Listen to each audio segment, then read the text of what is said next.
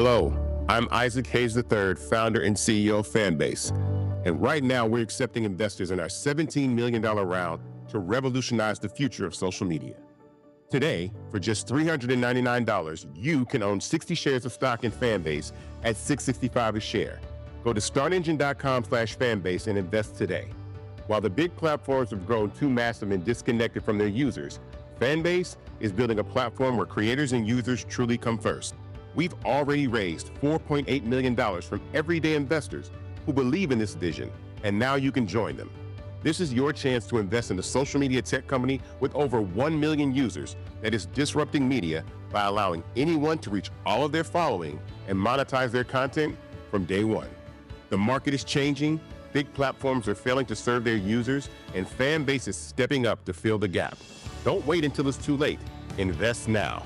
Invest for yourself and your future. Go to startengine.com/fanbase and own the future of social media.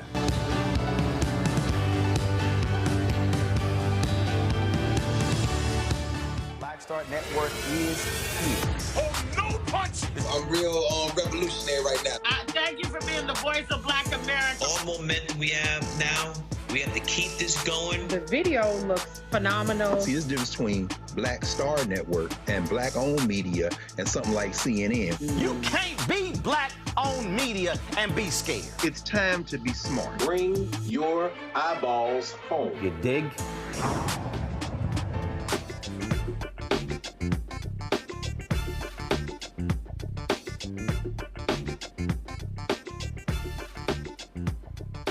It's Tuesday, January 28th, 2025. I'm attorney Robert Patillo, sitting in for Roland Martin tonight. Here's what's coming up on Roland Martin Unfiltered, streaming live on the Black Star Network. Look, we tried to tell you. Welcome to Project 2025. We're seeing the entire Project 2025 agenda being executed by the Trump administration with over 300 executive actions in the last week. Just today, a federal judge blocked the Trump administration's freeze on federal grants and loans, which could total trillions of dollars. We'll talk about who that freeze will affect and what will happen if it goes into effect on Monday. Also, another executive order aimed at trans military service members may be decided in court. And I remind people, the same laws that protect trans individuals protect African Americans. If the court decides that Donald Trump with an executive order can ban trans people from the military, they could use a similar executive order to ban African Americans or other protected classifications. It's all under the same constitutional scrutiny. So don't say simply because it only applies to other people, it doesn't matter to you. All these cases matter to you. We'll talk more about that later in the show. MAGA attorney generals are demanding that Costco drop its DEI policies. We've seen in recent weeks and months, since this extreme MAGA agenda has gone into place, corporations across the country have gone back on those 2020 promises to help black folks. Remember our corporate partners, our corporate friends? Well, the minute they could drop black folks, they did. Costco stood up to them. We're going to talk about what these MAGA attorney generals are trying to do in order to reverse those policies. Also, in my home state of Georgia, the district attorney who refused to prosecute the 3 white men who gunned down Ahmaud Arbery is in court facing criminal charges of her own. We'll talk about that later. And in tonight's Marketplace, we'll hear from the creator of the deodorant and skincare line specifically designed for people with sensitive skin. It's time to bring the funk on Roland Martin Unfiltered, streaming live on the Black Star Network. Let's go. He's got it. Whatever the miss, he's on it. Whatever it is, he's got the scoop, the fact, the find. And when it breaks, he's right on time and it's rolling. Best believe he's knowing. Putting it down from sports to news to politics. With entertainment just for kicks, he's rolling. It's on Go, y'all. It's Roland Martin, yeah. Rolling with Roland now. He's funk, he's fresh, he's real, the best, you know he's Roland Martin now.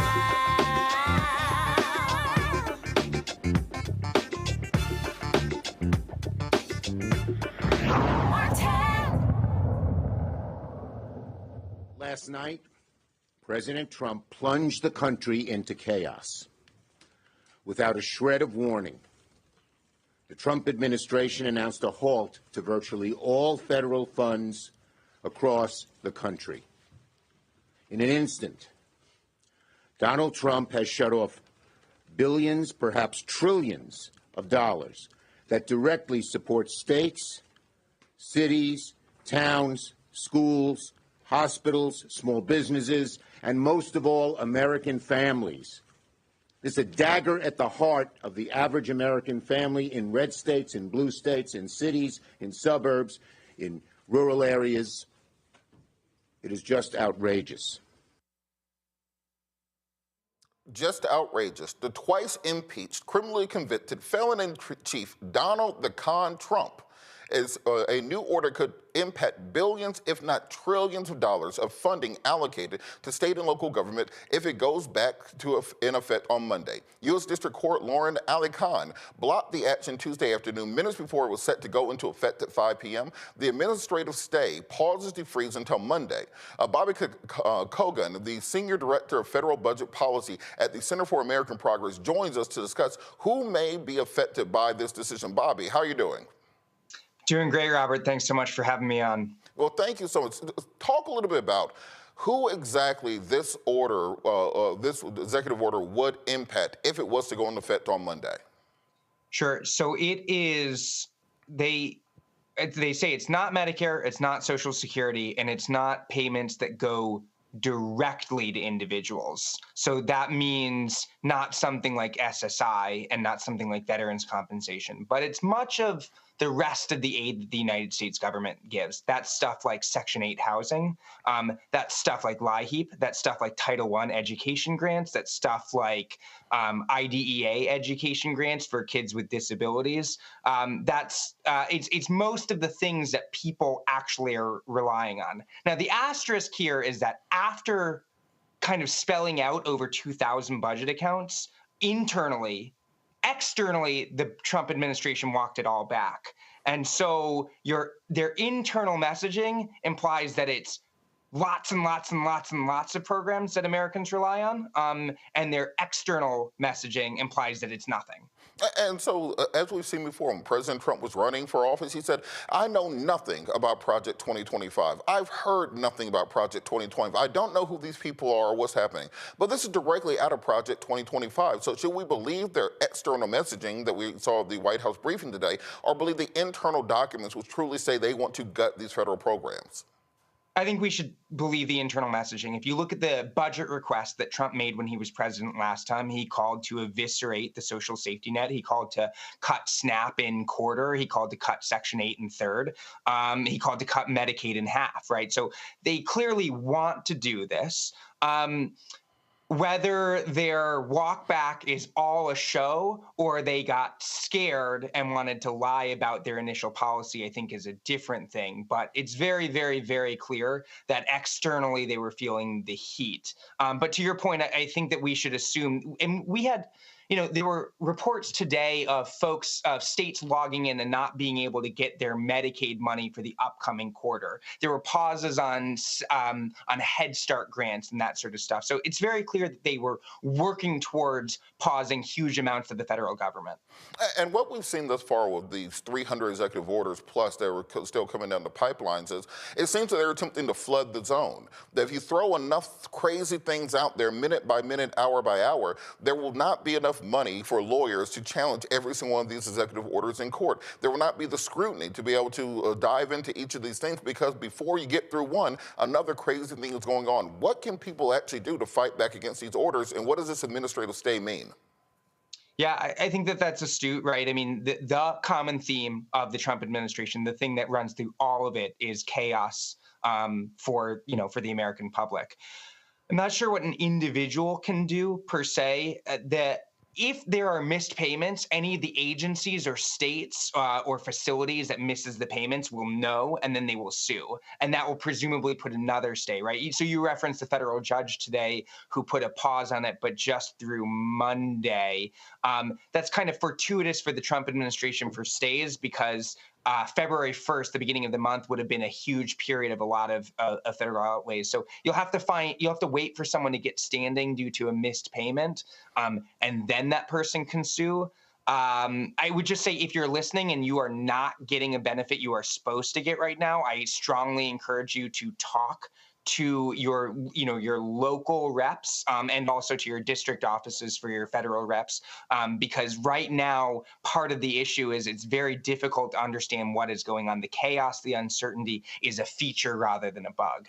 And from a constitutional perspective, Chuck Schumer said it earlier, Congress has the power of the purse strings. When the president takes his oath of office, he raises his right hand and says, I will support and defend the Constitution. I will dutifully carry out the edicts of Congress. Does the president have the power? Does he have the ability to simply say, I'm not going to distribute money which has already been passed by the Congress, signed into law, and put forward? No, he does not. If the president doesn't like this spending, there's actually a special path that's filibuster proof. It's easier to pass than a normal bill to help rescind and peel back unused funds. Right? If a president doesn't like a law, you can try to change the law. But what you're not allowed to do is simply ignore a law that you don't like. What you're not allowed to do is just not carry it out. Now, I will quickly say there are paths to legally pause spending. But President Trump did not take those. He didn't take them when he was in office in 2019 and illegally paused Ukraine funding, and he didn't take them this time, right? So what we see is a direct willingness to flagrantly violate our spending laws. And on that point, he knows he can't do this. He knows he can't suspend the 14th Amendment when it comes to birthright citizenship. He knows he can't do many of these things. But what is the plan for people and for parties and groups to really fight back against this besides paying lawyers exorbitant fees to go before federal courts? And then as a codicil, we have so many judges that President Trump appointed. Is there a chance that a 6-3 majority on the Supreme Court, if it gets that far, may just decide to give him these additional powers? I would be skeptical if the Impoundment Control Act is overturned. What President Trump is pushing is radical even for him. Now, of course, I say that, and then every week he comes out with another even more radical executive order.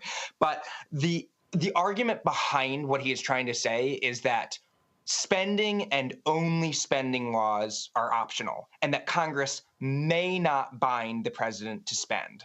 And what that would mean is that Social Security is unconstitutional. What that would mean is Medicaid is unconstitutional. What that would mean is Medicare is unconstitutional. It would mean that when you are owed your Social Security check, the president always has the option to say, no, I don't feel like giving it to you.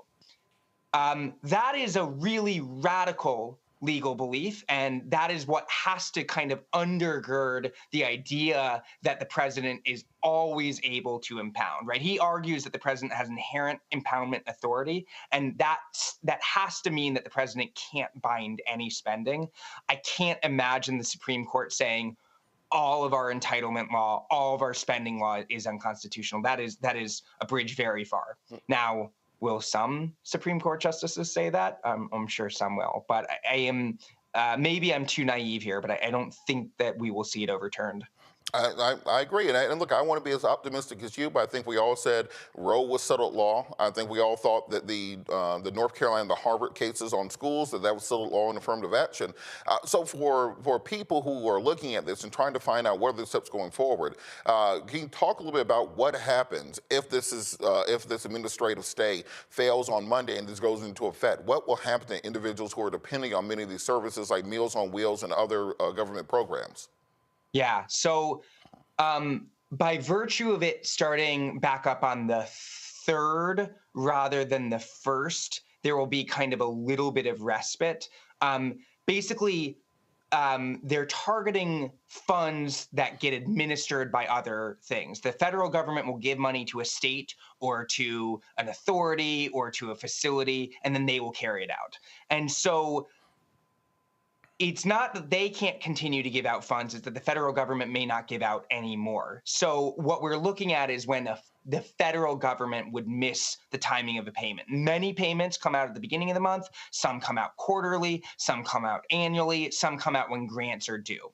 So we are looking for something whose, we're targeting something for when a payment ought to have gone out, but now because of this illegal order is not able to go out. And so we will only start to see the effect when kind of that first missed payment happens. And so it'll be program by program, right? Eventually, if this were to go on long enough, eventually this stops huge swaths of the federal government. But basically it would start slow, and beginning of every month would be one thing. And then while some of these facilities have cash reserves, so even if they missed a federal payment, they'd be able to keep going for days, weeks. But the longer this goes on, that's when you start to see childcare facilities and preschool facilities. That's when you start to see them literally shut down. That's when you start to see people being evicted from their homes because they're missing all of their Section 8 payments and can no longer meet their rent. And so with the new press secretary went into great detail to talk about the programs that wouldn't be cut or wouldn't be affected by this spending freeze. What programs specifically will be affected so that people will have a better understanding? We talked about Meals on Wheels, we talked about Section 8, but what are some things where people are going to tangibly feel the effects of this? Yeah, so just to say, the press secretary is taking the public view that, oh, we didn't mean anything that we said. So that's where we have to, if you take the press secretary's view, then we're only talking about some of the green energy things and the Inflation Reduction Act and the bipartisan infrastructure law, and we're only talking, we're only kind of talking about those. That's what they said publicly. What they said privately is that it is much larger. So for the tangible effects for people, that would be your free or cheap preschool is now closed and you are no longer able to get that. That will be your school lunch that you get from school. There's no more funding for the school from the federal government. So maybe you just don't get that because maybe the school can no longer provide it, and the state and your local school district can no longer provide it, right? So it kind of depends on whether private entities are able to step in and fill the void. But the tangible effects, if this goes on long enough and is as broad as they implied it would be, and that their private messaging says it would be, it is stuff like your nutrition, it is stuff like your education, it is some of your healthcare, your community health centers and stuff like that, and it is some of your housing. And so before we run time, where can people get more information on this and really keep up with what's going on? Because we've seen Facebook has gotten rid of fact checking. Twitter has gotten rid of fact checking. There's so much misinformation coming out, disinformation. And we've got the press secretary who apparently now can just pick the media that they want to have at press conferences. I don't know how many people saw that earlier, but they announced that they will now be having podcasters, bloggers, conspiracy theorists be in the White House press corps. So it's very difficult to discern what the actual information is and how exactly we can address it. Where can people get accurate information from, and what can people do to fight back? I think that's the biggest concern folks have. Sure. I put out a paper, or it should be out in minutes if it's not already. It's my attempt at trying to explain all of this. I would just say there's been tons of reporting from the Washington Post and the New York Times, from Politico, from lots of groups that are trying to lift it up. The difficulty is just no one really knows what's happening. In terms of what you can do to fight back, it's going to sound like cold comfort, but I truly, truly think the best thing that we can be doing is, to the extent that we are missing a payment that we know we are supposed to get, we should be flagging that for journalists, for our local elected representatives or whatever. Right now, the biggest advantage that the Republican that Trump has, the Trump administration has, is the chaos. No one really knows what's happening, and anytime we say this is happening, they say no, it's not. So that to the extent that you are actually experiencing something, getting that to someone who can help elevate it is actually incredibly, incredibly helpful. And just last question, we talked a lot about the fact that this is the real Project 2025 coming to fruition. This is what as Roland would say, we tried to tell you that this was what's going to happen. For the people who are out there saying, well, Kamala is Indian and not black enough, well, now you might not have Meals on Wheels and Section 8 housing. But with that, what are the next Project 2025 executive orders that you think might be coming down the pipes? Well, I'm a budget person, so speaking just in my issue area, I expect to see even broader impoundment. I expect to see even broader kind of, they've been doing trial balloons. On day one, they did kind of pretty targeted, what they thought would be politically advantageous, illegal pauses in spending. And that also comes straight from Project 2025, where they said, we're not going to spend on the stuff that we don't like. We're just going to have it follow the president's policy. they did trial balloons, and then they did this big one, and then they immediately walked it back. I expect to see a lot more of that coming through. But again, that's just my issue area. And so for the other stuff, I don't feel super comfortable opining. Well, I think it's something we have to watch, and if they are able to take the power of the purse string away from Congress and move it into the executive, we are fundamentally in a different form of government than what our founders said. I grew up with conservatives saying we want less power in the executive. We want small government. We want power to be more democratically with the Congress and with the people. And as soon as they get into power, all that goes out the window. I tell people all the time, don't listen to the flowery language. Watch the actions that people are taking. Thank you so much, Bobby, for joining us. How can people follow you on social media?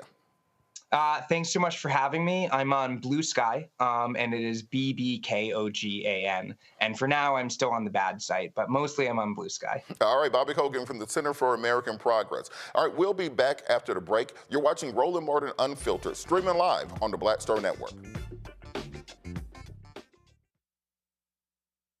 What's up, y'all? Look, Fanbase is more than a platform. It's a movement to empower creators, offering a unique opportunity for everyday people to invest in Black-owned tech, infrastructure, and help shape the future of social media. Investing in technology is essential for creating long-term wealth and influence in the digital age. The Black community must not only consume tech, we must own it. Discover how equity crowdfunding can serve as a powerful tool for funding Black businesses, allowing entrepreneurs to raise capital directly through their community through the Jobs Act.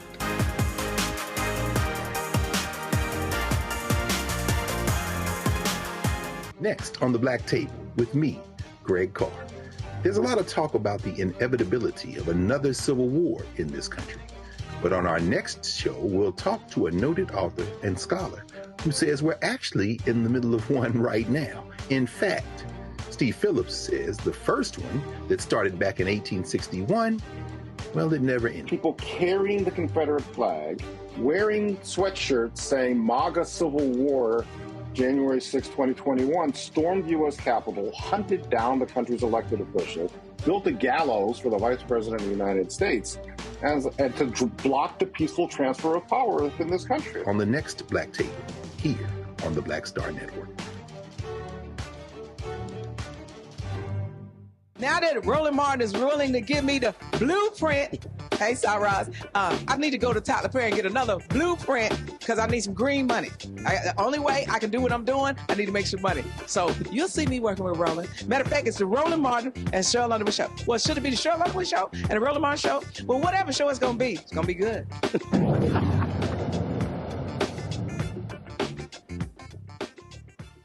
Welcome back. Let's go to our panel. Today we're joined by Dr. Mustafa Santiago Ali, former senior advisor for environmental justice at the EPA from Washington, D.C.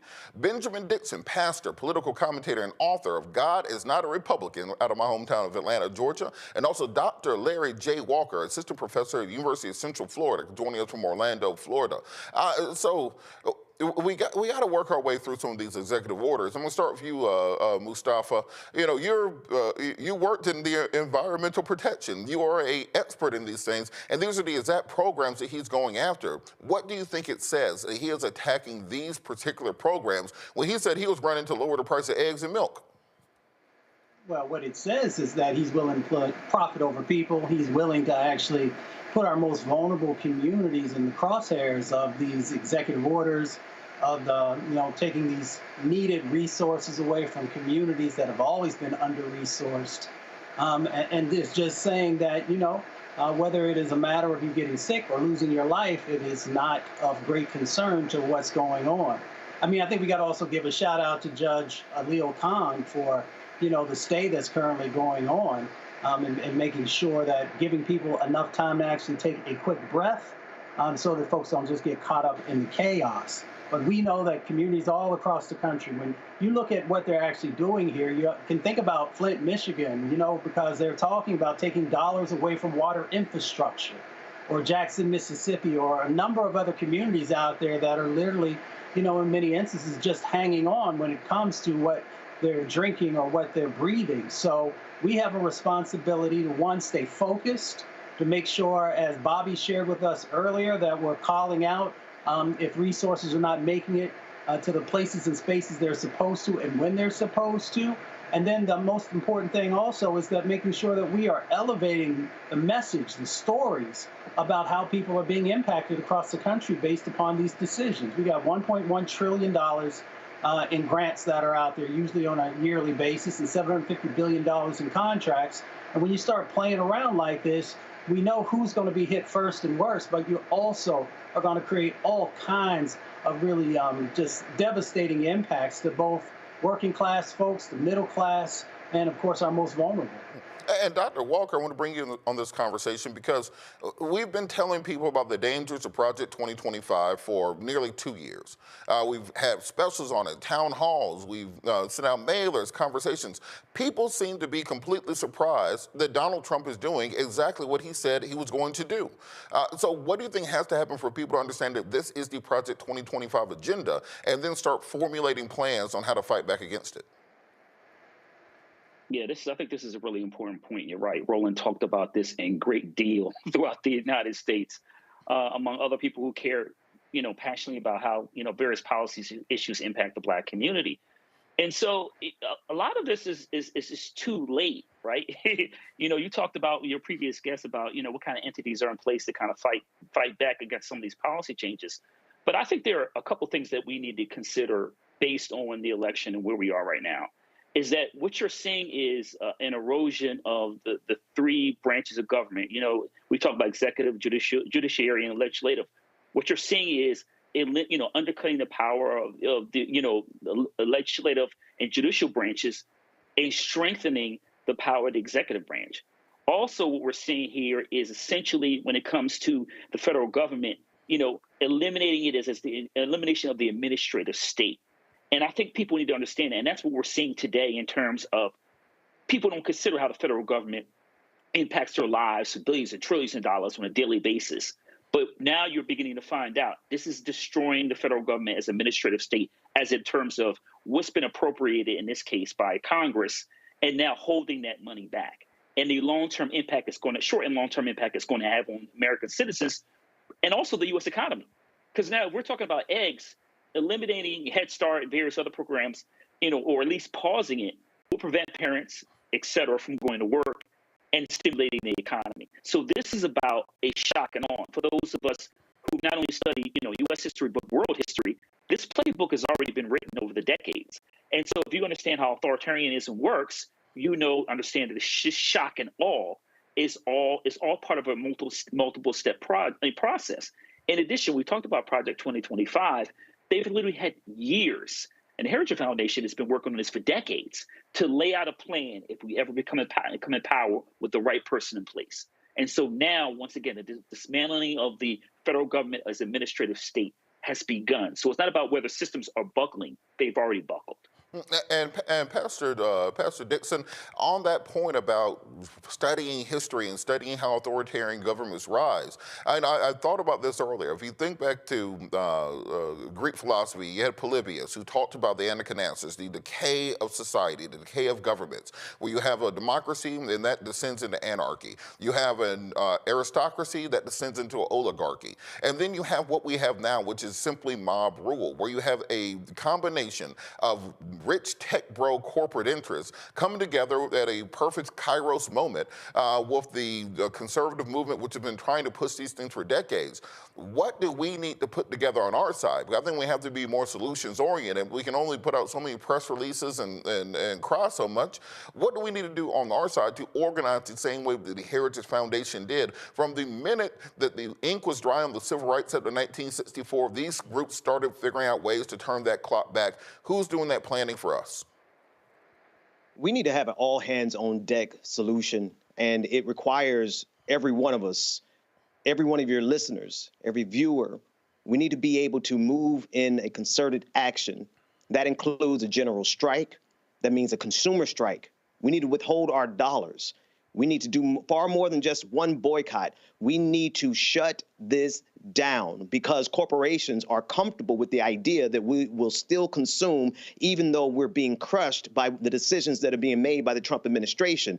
They assume that we're still going to go to the store. They assume that we're still going to buy, which is what we normally do. And if they can count on that, then they have no problem continuing to crush us. They also have a second plan, which is to absorb as much as they can without consumption because they want to weaken us. We must absolutely respond. I don't know personally whether or not we should respond in the streets like we normally do with massive protests because they're waiting for that. Donald Trump has a commander, or rather he has a Secretary of Defense that is willing to unleash the military on us in the streets.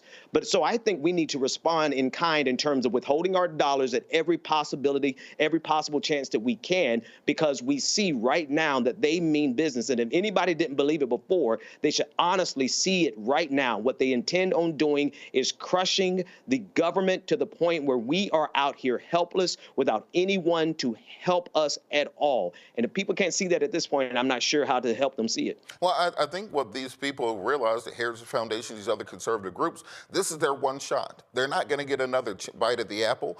They are unleashing everything they can at the beginning to make sure that they're doing the spaghetti method. They're throwing all this stuff at the wall. Half it will probably get struck down by the courts, but the half that stays will reshape our government for the entire future of our country.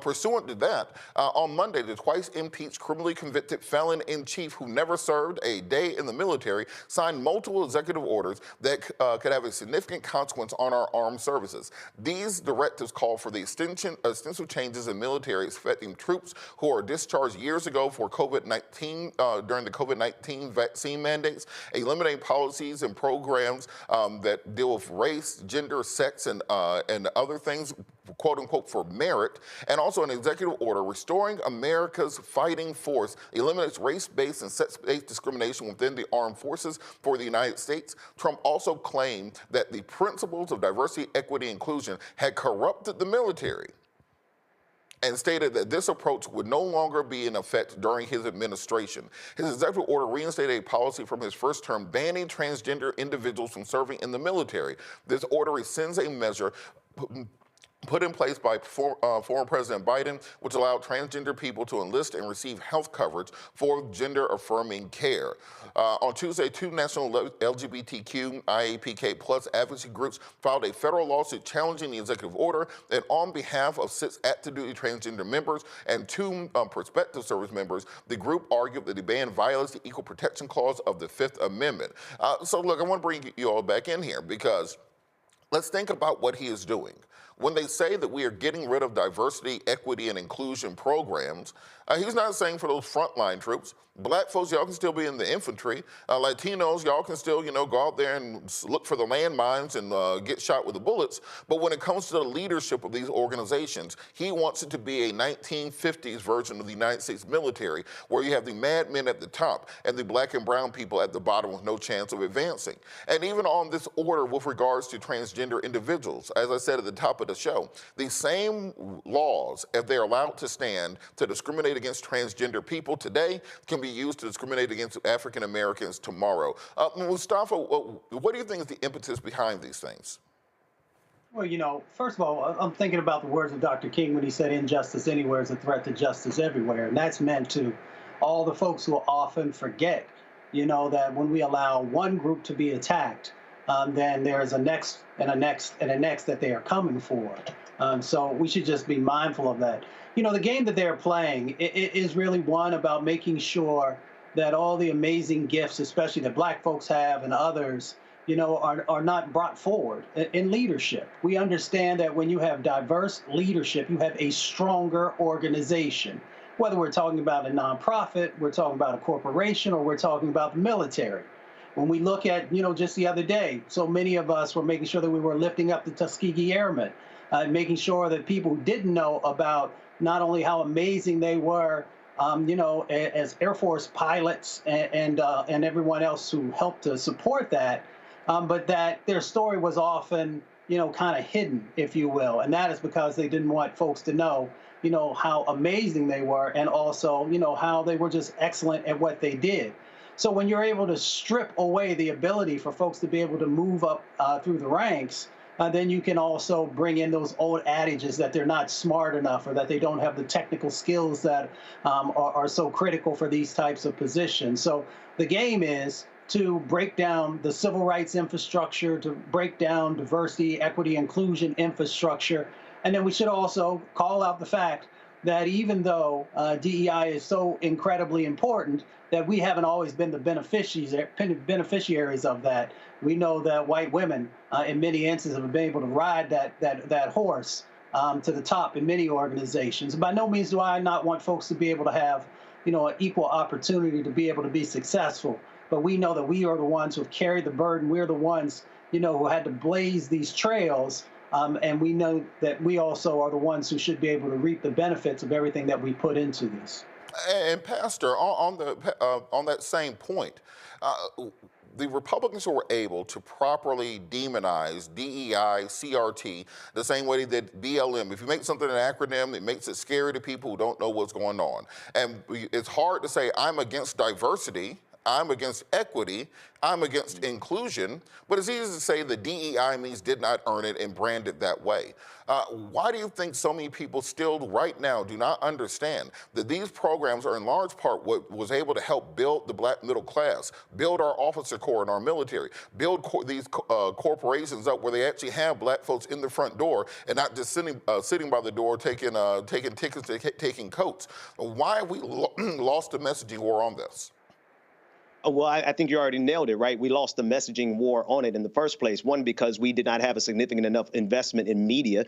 Roland Martin talks about that on a regular basis, particularly black media. We didn't have a response to the thousands of hours that conservatives have put into their own media infrastructure. That's number one. But then number two, it's so easy to divide us. It is extremely easy to divide us. And so there are people who are going to support Donald Trump because this particular order is targeting the transgender community. And what we have seen throughout history is what we're seeing right now, is if you can find a group that can get people to hate them, then it doesn't matter how far down the totem pole that they are. If you can get black people to oppose this or to support this, rather, because it's a transgender community, then it becomes eminently easier for them to do that to us. Just like if you can get black folks to start supporting ICE, Immigration and Customs Enforcement, and start calling the snitch line and getting that bounty because they despise immigrants all of a sudden, it becomes eminently easier for them to do that to us on the backside. And Donald Trump knows this. If they're intelligent about anything else, they are extremely aware of how to divide and conquer, and we're living in that reality right now.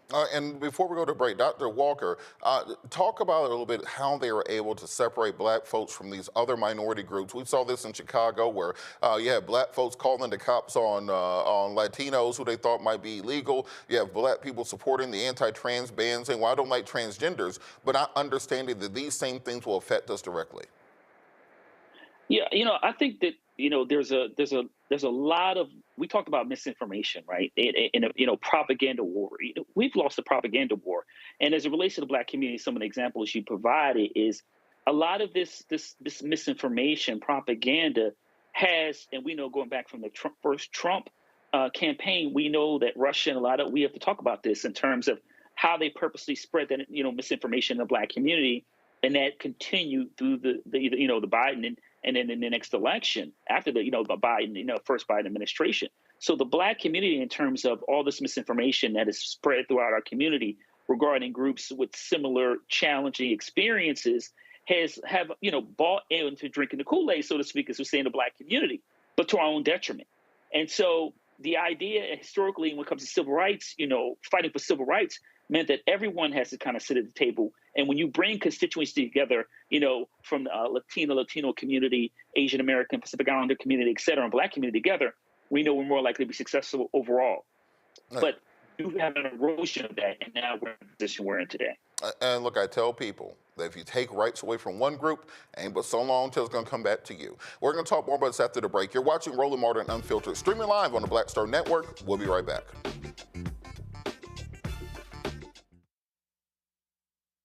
Hello, I'm Isaac Hayes III, founder and CEO of Fanbase.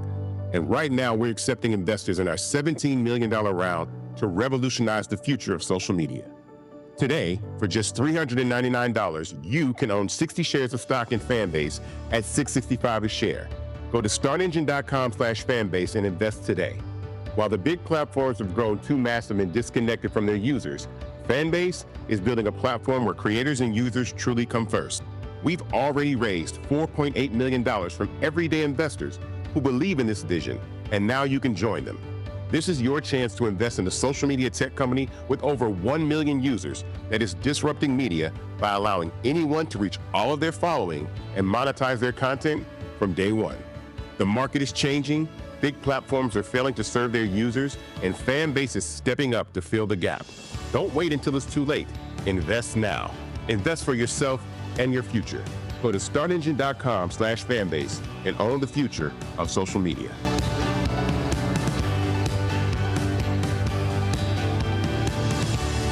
What's up? It's Sammy Roman. Hey, it's John Murray, the executive producer of the new Sherry Shepherd Talk Show. It's me, Sherry Shepherd, and you know what you're watching, Roland Martin Unfiltered.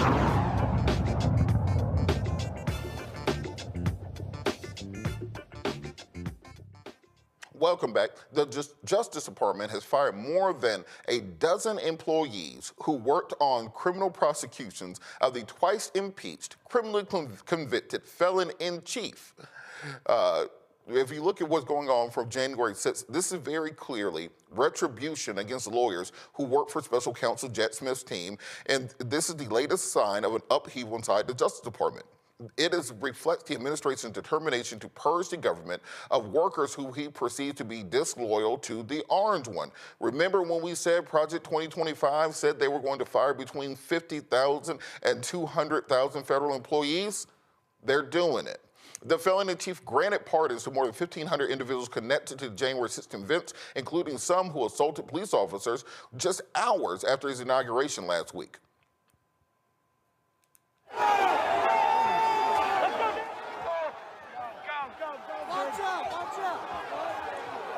All right, and so let's bring the panel in on this conversation. Dr. Dixon, I want to start with you on this. What do you think happens if we give the president this unilateral power to circumvent the Civil Service Act, to circumvent labor laws, and simply fire anybody within the federal government who's not in ideological lockstep with them? How is this different than McCarthyism? Oh, it's McCarthyism on crack, right? It's on steroids. It's the ability to put in loyalists. It's the ability to completely strip down the administrative state and create a scenario where you must swear allegiance to Donald Trump. And sadly, there are millions of people across this country who have already bowed down before that particular fatted calf. And so we have a serious problem in front of us. We have to see if, as a democracy, whether or not we can survive all of this madness for the next 2 years and get in a House of Representatives and a Senate that can actually hold them accountable. But it's really a touch and go situation, because even when we take back power in the midterms, the truth of the matter is that so much damage is going to be done between now and then if we are not able to be resilient and to withstand it, both in terms of the institutions and the structures and as individuals who are going to be suffering as a result of this, then it really won't matter as much. So we need to focus both on resilience as well as taking back power in 2026. And Dr. Walker, we've seen he's firing the inspector generals.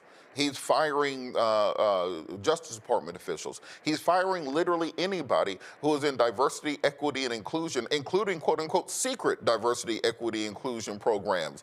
He's saying that if you know somebody doing diversity, equity, and inclusion, if you don't snitch on them, you will be fired also. He's campaigned on, I want to make sure that we make eggs cheaper. And when he got in the door, he immediately launched this extreme agenda. When people say, how exactly can we fight back when we don't have control of the House, we don't have control of the Senate? Donald Trump has already appointed a majority on the Supreme Court, and Sotomayor appears to be in poor health. He's appointed hundreds of circuit court judges. How do you stop people from becoming hopeless in this situation? Yeah, so I think that we have to understand that what's happening here is an attempt to dismantle or reverse the Great Society program, civil rights laws of the 1960s. So I guess, it's like back in the day we say castor oil, it tastes nasty and you had to still take it sometimes from family members. I have some, uncomfortable truths for people watching this. This is going to hurt, right? They're going to be significant setbacks as it relates to civil rights, and we're already seeing that. This is the very beginning of that. So I want to be clear about that. It's going to be a challenge. But you also have to understand we have to organize in terms of focusing on economic and political social disruption. obviously some of the lessons we learned from from the time of the civil fighting for equal rights for the last several decades. But then also we have to understand that as it relates to what I could describe as the 3M era, misogyny, misinformation, and mismanagement. So we have to understand that we can still apply some of those lessons learned from, like I said, economic, political, and social disruption, but for a new age, particularly, like I said, and how do we battle misinformation, particularly in the Black community and other minoritized communities. But we're in it right now, and there's significant challenges. And look, we're 2 weeks, not even 2 weeks into the next administration, and we've got several more years to go. And so the fact of the matter is, what does that mean? So that means collectively we need to come together as a community along with other minoritized groups, and we need to come up with a comprehensive plan in terms of how we're going to survive this new nadir. Because we're in it now, but we have to make sure we have clear and comprehensive plan on how to respond. And Mustafa, just piggybacking off that point, this morning I was on the train and I was listening to a debate between Malcolm X and Bayard Rustin from back in the 60s, kind of debating the different pathways forward for African Americans. Of course, Bayard Rustin was talking about the need to work within the system, to pass exactly these types of laws that we're talking about, to sign these types of executive orders that we saw coming out of the Johnson administration, to work our way into the Great Society, to advance socially, to increase our ability to vote, to make sure that we are first-class citizens, not second-class citizens as we were at that time. And Brother Malcolm made the argument that we need to be working on independence and self-determination, that as long as you are within a system, that you will always be subject to the system. And now as we're seeing the conditions of our community where so many people are dependent on Section 8, which might be gone on Monday. There are so many people who are dependent on Meals on Wheels, might be gone on Monday. There are people who are dependent on early childhood education, free lunch programs, Head Start programs that could be gone by Monday.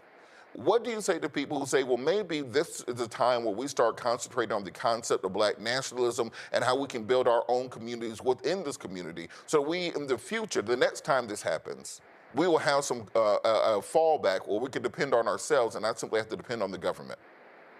Well, the words of El Haj Malik El Shabazz, better known as Malcolm X, continue to ring true today. I mean, it has to be about community. It has to be about each of us supporting each other. When we talk about whether it is childcare or education, for decades upon decades, we used to make sure that we were also educating our children to make sure that our stories and that our contributions were a part of reading and math and science. When we talk about the opportunities around housing, we used to come together and help each other build houses, or we used to, make sure that families were still together because we were living in the same buildings and those types of things. So when you hear the words of Malcolm X, there's a lot of truth that's in there because we see other groups who stay close and how they are able to, one, play a role and the other things that are necessary around making sure that laws are in place and making sure that, resources that are part of our tax bases are actually coming back to our community.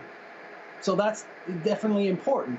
But the other part that's more, for me, critically important is to make sure that we are following, whether it is the lessons of the Black Panther Party or the lessons of those who are who follow some of the traditional African ways of doing business and of living and culture, or the culture of our own people right here in the United States for hundreds of years of self-sufficiency and making sure that we are lifting each other up. So, we can do both, but we can't also just forget about where we come from and how we were able to not just survive, because in many places, in many locations, we were actually thriving, and we understood that when we thrived, we saw some of the things that happened because people were jealous of the success that we were able to pull together.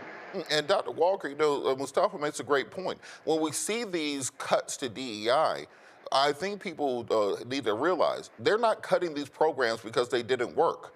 They're cutting these programs because they worked too well.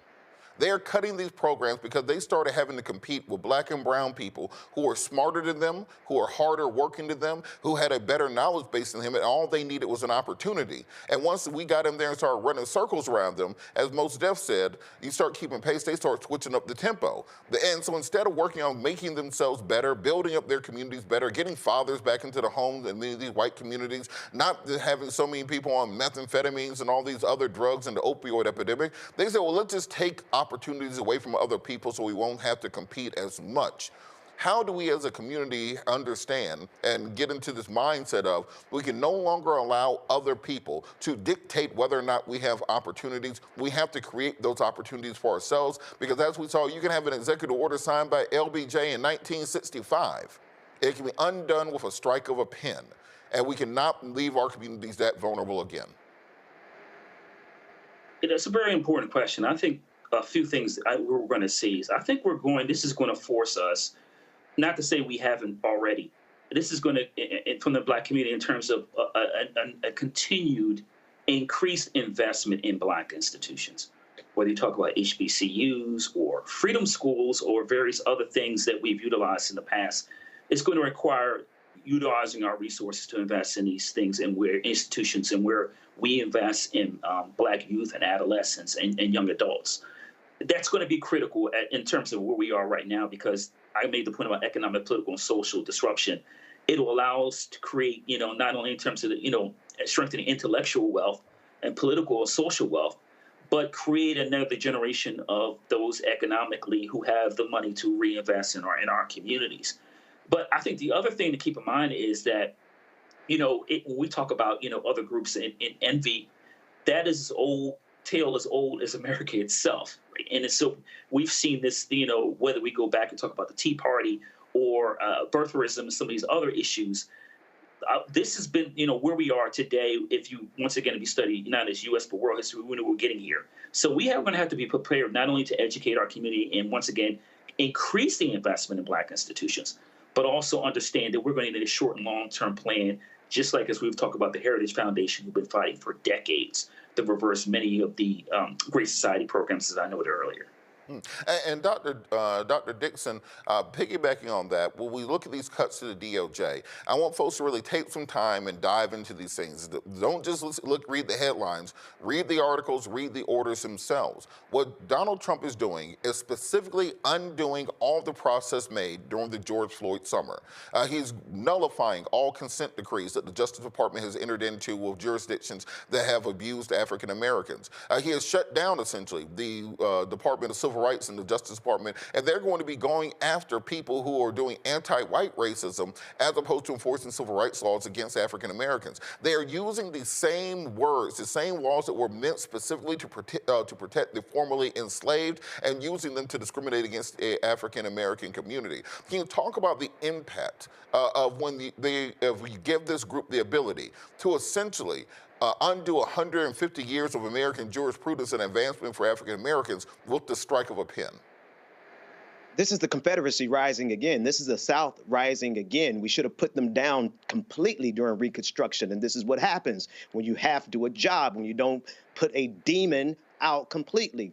These white supremacists have had it in their blood ever since they lost that first Civil War, that they wanted to undo and destroy any progress for Black people, and their great-great-grandchildren are equal to the task. And so we must be extremely wise as serpents, but harmless as doves. We need to know exactly what's going on, and we need to make sure that we don't give them any opportunity to strike at us with their violence, because they are extremely ready for violence. The police are ready to knock our heads exactly like Donald Trump told them to. And so we need to be extremely vigilant on the front end, but we also need to be resilient. We need to connect with ourselves. Black people, we need to connect and make sure that we have ways of feeding one another, to make sure that we have ways of sheltering one another, to make sure that we have ways of providing resources and giving people job opportunities. If there's somebody that needs to cut your grass, make sure it's a Black person. If there's somewhere you're going to buy your beauty supply stuff, make sure it's not from some immigrant in that black community that's not getting deported right now.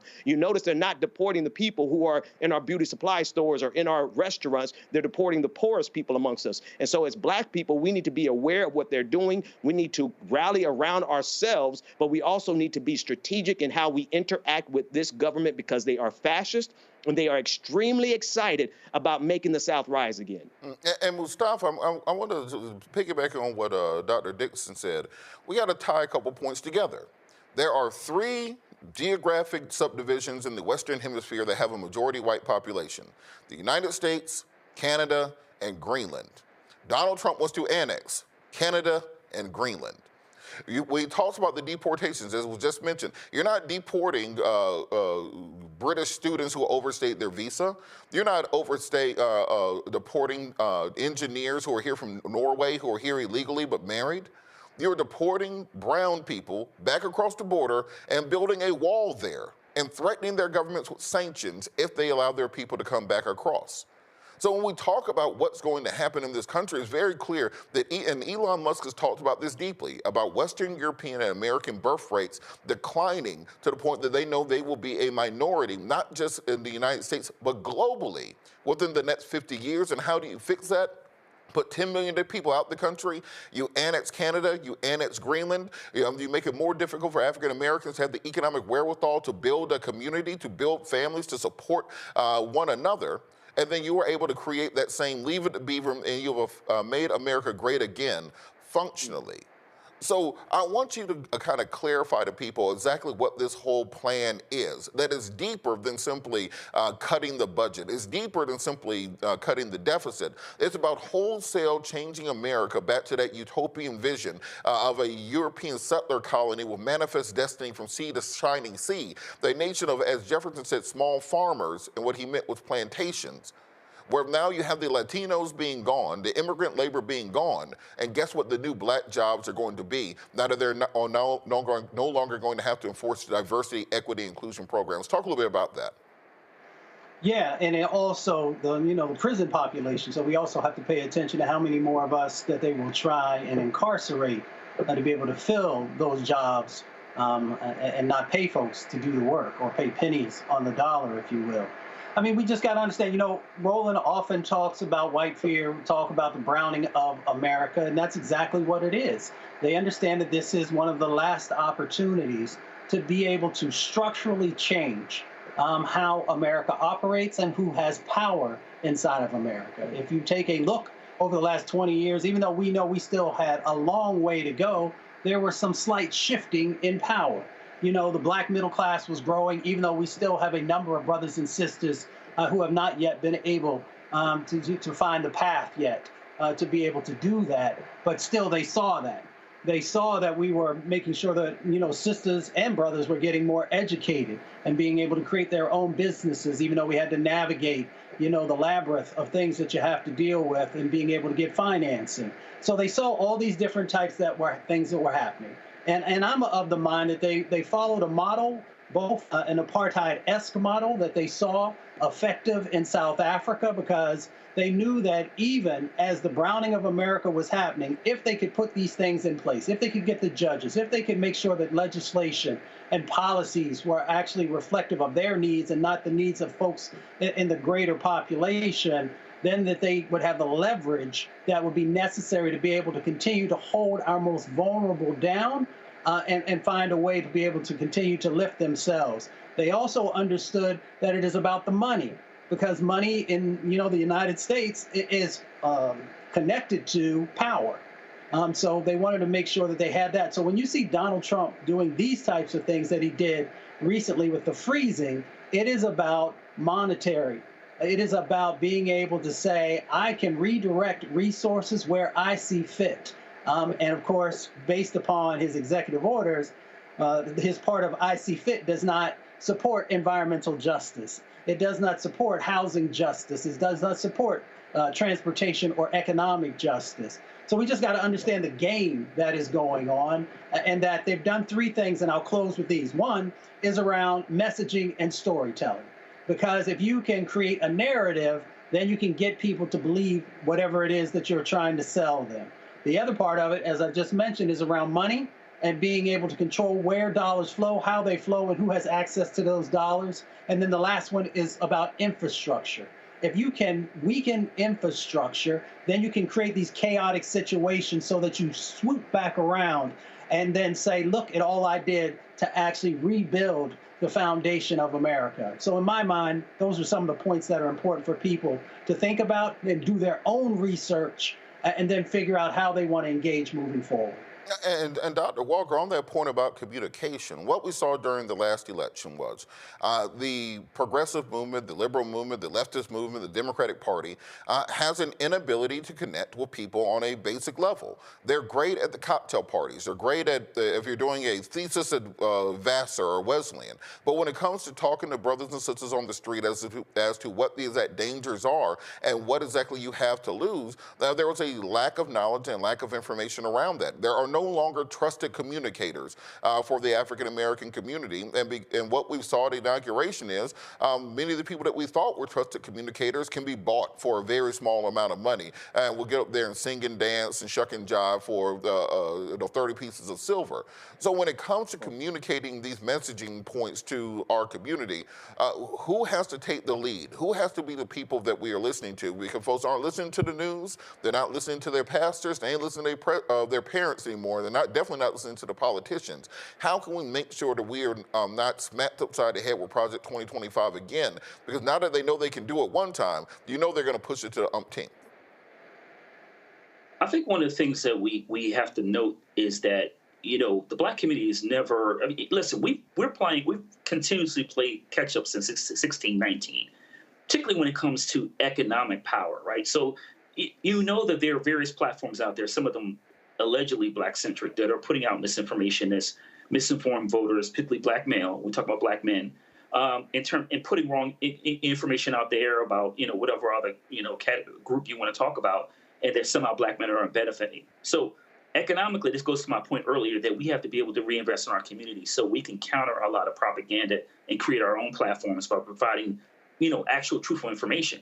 Then let's talk about it. Like VP Harris had a very clear program in terms of issues that benefit Black men. But some brothers didn't vote for it. They voted against their best interests. Now, we have to also acknowledge that the Democratic Party is not very good, and we see that just in the last couple of days, last 48 hours, at putting out information to counter some of the false information that's always being put out, and we'll continue to see that. So we need, once again, have a comprehensive plan on how to speak effectively to folks within our community, particularly brothers, about what's in our best economic interest, not only Black men, but we have to make sure we understand what's important to make sure we empower Black women so that they're successful and that, their lives continue to thrive, so the entire community to thrive. But we have a lot of work to do. And once again, it has to begin to invest in our community and finding ways to counter misinformation to make sure that people understand clearly what policies and procedures will benefit you and what are those that are being undermined, dismantled, that will not only impact you, but the lives of your children, nieces and nephews, et cetera, cousins, and other folks in our community. And Dr. Dixon, we saw in 2008, when Barack Obama won, Donald Trump, for some reason, had this personal rivalry with Barack Obama, where he thought, how dare this African be up here running for president? That's not his place in this society. He went searching for his birth certificate. He said, well, how could he have good grades? He wanted his college transcript, etc. This is what set the basis for this attack on DEI, the personal rivalry that Donald Trump has with Barack Obama, and wanting to prove that somehow he was an affirmative action or a DEI hire, and so he's repealing these things across the board writ large. But what we saw Republicans do was they invested in state and local elections. From the time Barack Obama entered office to the time he left office, Democrats lost 1,044 elections nationwide. We're talking about state rep seats. We're talking about county commissioner seats. We're talking about state board of election seats across the nation. After the 2020 election, Donald Trump didn't go lay down in a hole and die and say, woe is me, and go on a speaking tour. 1 a.m. after he lost, he said, I ain't lose, and I'm running for re-election immediately. Then they launched 60 lawsuits nationwide to change voting laws. Did they work? No, but they changed the narrative. 26 states passed voter suppression laws, voter integrity laws, making sure that you can't give out water bottles and snacks in Georgia, that in Texas, you can have any individual challenge the electoral status of somebody just based on their outward appearance. They got rid of election drop boxes, making it harder for individuals to vote. They took voter absentee ballots and said, well, you need to have a state-issued voter ID that you can make a copy of and send in just for you to be able to vote in some states in those elections. What was the net of all this, of 4 years and billions of dollars of efforts to change those voting laws, and of all these state and local seats being changed that facilitated that on these boards of election in these state houses? You saw that in 2020, Joe Biden got 81 million votes. In 2024, Kamala Harris got 75 million votes. So 6 million votes disappeared into thin air. The population didn't get smaller. The number of people who voted got smaller, and that's what voter suppression is about. So when we talk about this mandate from Donald Trump, he got about 2 million more votes than he got in 2020, 4 years later. There wasn't some huge landslide victory. What we rather saw was the immediate impact of voter suppression nationwide. So what will it take for us to understand and follow that roadmap, follow that model, and say, we have to start investing in these elections on the state and local level. We need to be in these school board meetings. We need to be running for board of elections. We need to be putting money behind county commissioners, state reps, any job that there is, attorney general, secretary of state, etc. But we can't just go for the big job at the top and only show up for the presidential elections. We need to have this apparatus in place to get out, educate, and move people to the polls year-round, even between elections, and we want to really come back on this. What do you think it will take for people to start investing in these types of efforts? First of all, Dr. Patillo, you are spitting. I mean, you are laying it out right there, and I really appreciate it. I think we need to get a grudge ourselves. I think we need to have the same type of grudge against white supremacy as they have against us. I think we absolutely need to get in the trenches. And I'm sorry, as much as I love and respect Michelle Obama, we should have never tried to go high when they went low. When they go low, we go to hell. And we go as dirty as we have to go. And God will forgive us because we're fighting for our lives. We're fighting for our children. We're fighting for our planet. We can't even get action to preserve this planet. This is how deranged these people are. And yes, Donald Trump is jealous of Barack Obama, and he has been doing everything that he has done because Donald Trump feels as though he is entitled to the United States of America. And now, to be quite honest with you, he has beaten the United States of America. He's beaten the institutions. He's beaten democracy. And unless we return in kind, we will remain in this defeated state. So how do we do it? We get in the trenches. We fight back. We crawl tooth and nail. We fight like hell and don't give them an opportunity to fight against us in a manner where we're sitting back as and Democrats, like you put it earlier, at the cocktail parties. No, while Democrats were getting drunk and having a high good time with everyone in Washington, D.C., Republicans and conservatives were conspiring. For 60 years, they have been working on this project while Democrats thought everything was fine. They need to wake up, and if they don't wake up, God bless them, they need to get out the way. You're absolutely right. And Mustafa, on that point, it could not be said better. But when we talk about many of these talking points, many of these issues that are coming out of Washington, D.C., they are disconnected from the everyday lives of individuals around the country. And so you're an environmentalist. When we run around talking about global climate change to people in Brunswick, Georgia, they may not understand what you're talking about. But when you say it is snowing in Georgia and it's on fire in California, that ain't normal and we need to do something about it. That is how people can actually process that information. If you are in Houston or New Orleans and it is snowing, you should probably know something is wrong. So how exactly can we get to a point where we can message things in ways that they actually penetrate? My wife always says, are you talking to hear yourself talk? Or are you talking to people can understand and process what you're saying? Yeah, well, Joe Madison, who has mentored a whole bunch of us, either formally or informally, used to say, put it where the goats can get it. And what he was talking about is that we got to bring it home, right? So whenever I talk about these issues, you know, I'm sitting down on people's back porch or in their kitchens, and we're having a conversation that everybody can understand about the things that folks are dealing with every day. So, you know, if it's a black farmer and we're seeing all these changes that are happening and you can't continue to grow the things that you once did, then we have then we take a deeper look at what's transpiring, whether it's, lack of rain or it's some other things that are going on or extreme heat events that are happening. So, we just got to make sure that we're talking about issues that folks can relate to. I can't talk about air pollution, parts per million, parts per billion, but I can talk about asthma, and folks will understand that because they see whether it's their nieces or nephews or grandchildren who are dealing with it, or talking about, the various types of cancers that are popping up inside of our community, and then linking it to, some more scientific things. So we just got to stop, as other brothers have shared, tonight, we got to stop having these PhD conversations and just have a conversation that everyday folks can see themselves represented in. And we got to stop talking at people and actually begin to listen to people about what it is that's going on in their lives and what would they like to see moving forward. And then not just take that we listen to them, but we got to actually put action behind it. And then we got to share with folks where the wins are actually happening based upon what they've shared. And you're absolutely correct. And look, in the words of the prophet Mystical, he said, "Stop your crying, heifer. I don't need all that." It's time to stop crying. It's time to start complaining. It's time to start fighting and organizing and getting our stuff together. Ain't nobody gonna come help us. And Gil Scott-Heron said, ain't no such thing as Superman. Nobody is coming to rescue us. We have to rescue ourselves. If we can beat Bull Connor, Strom Thurmond, LBJ, and the Klan, we can beat Donald Trump. And we can beat Andrew Johnson, Stonewall Jackson, and the Confederates. We can beat Marjorie Taylor Greene. And we can beat Pharaoh and make our way out of Egypt to the promised land. There ain't no way in hell Lauren Boebert is gonna stop us now.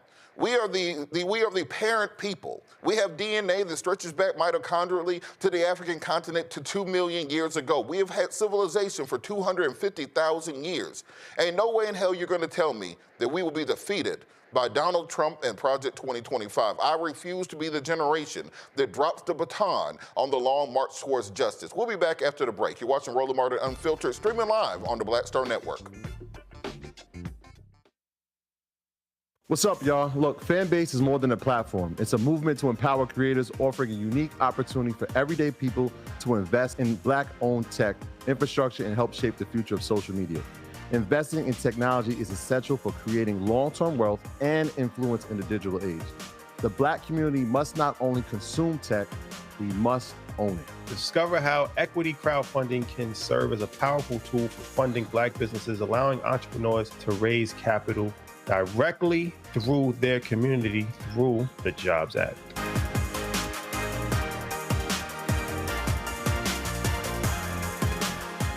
Next on Get Wealthy with me, Deborah Owens, America's Wealth Coach, women of color are starting 90% of the businesses in this country. That's the good news.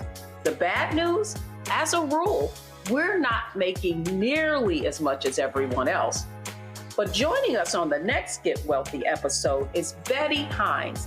She's a business strategist, and she's showing women how to elevate other women. I don't like to say this openly, but we're getting better at it. Women struggle with collaborating with each other. And for that reason, one of the things that I demonstrate in the sessions that I have is that you can go further together if you collaborate. That's right here on Get Wealthy, only on Black Star Network.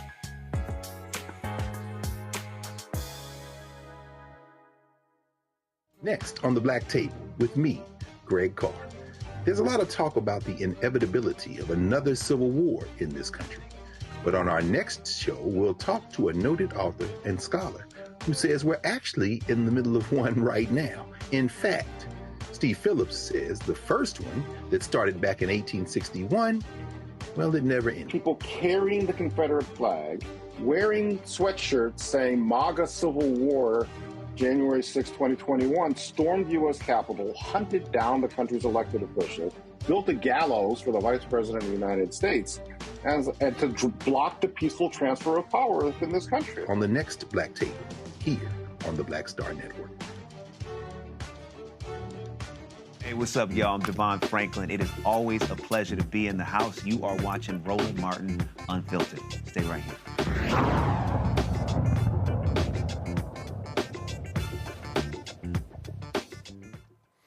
as part of the administration's continued effort to destroy diversity programs in every realm of American society, 19 Republicans attorneys general demanded that Costco abandon their diversity, equity, inclusion practices.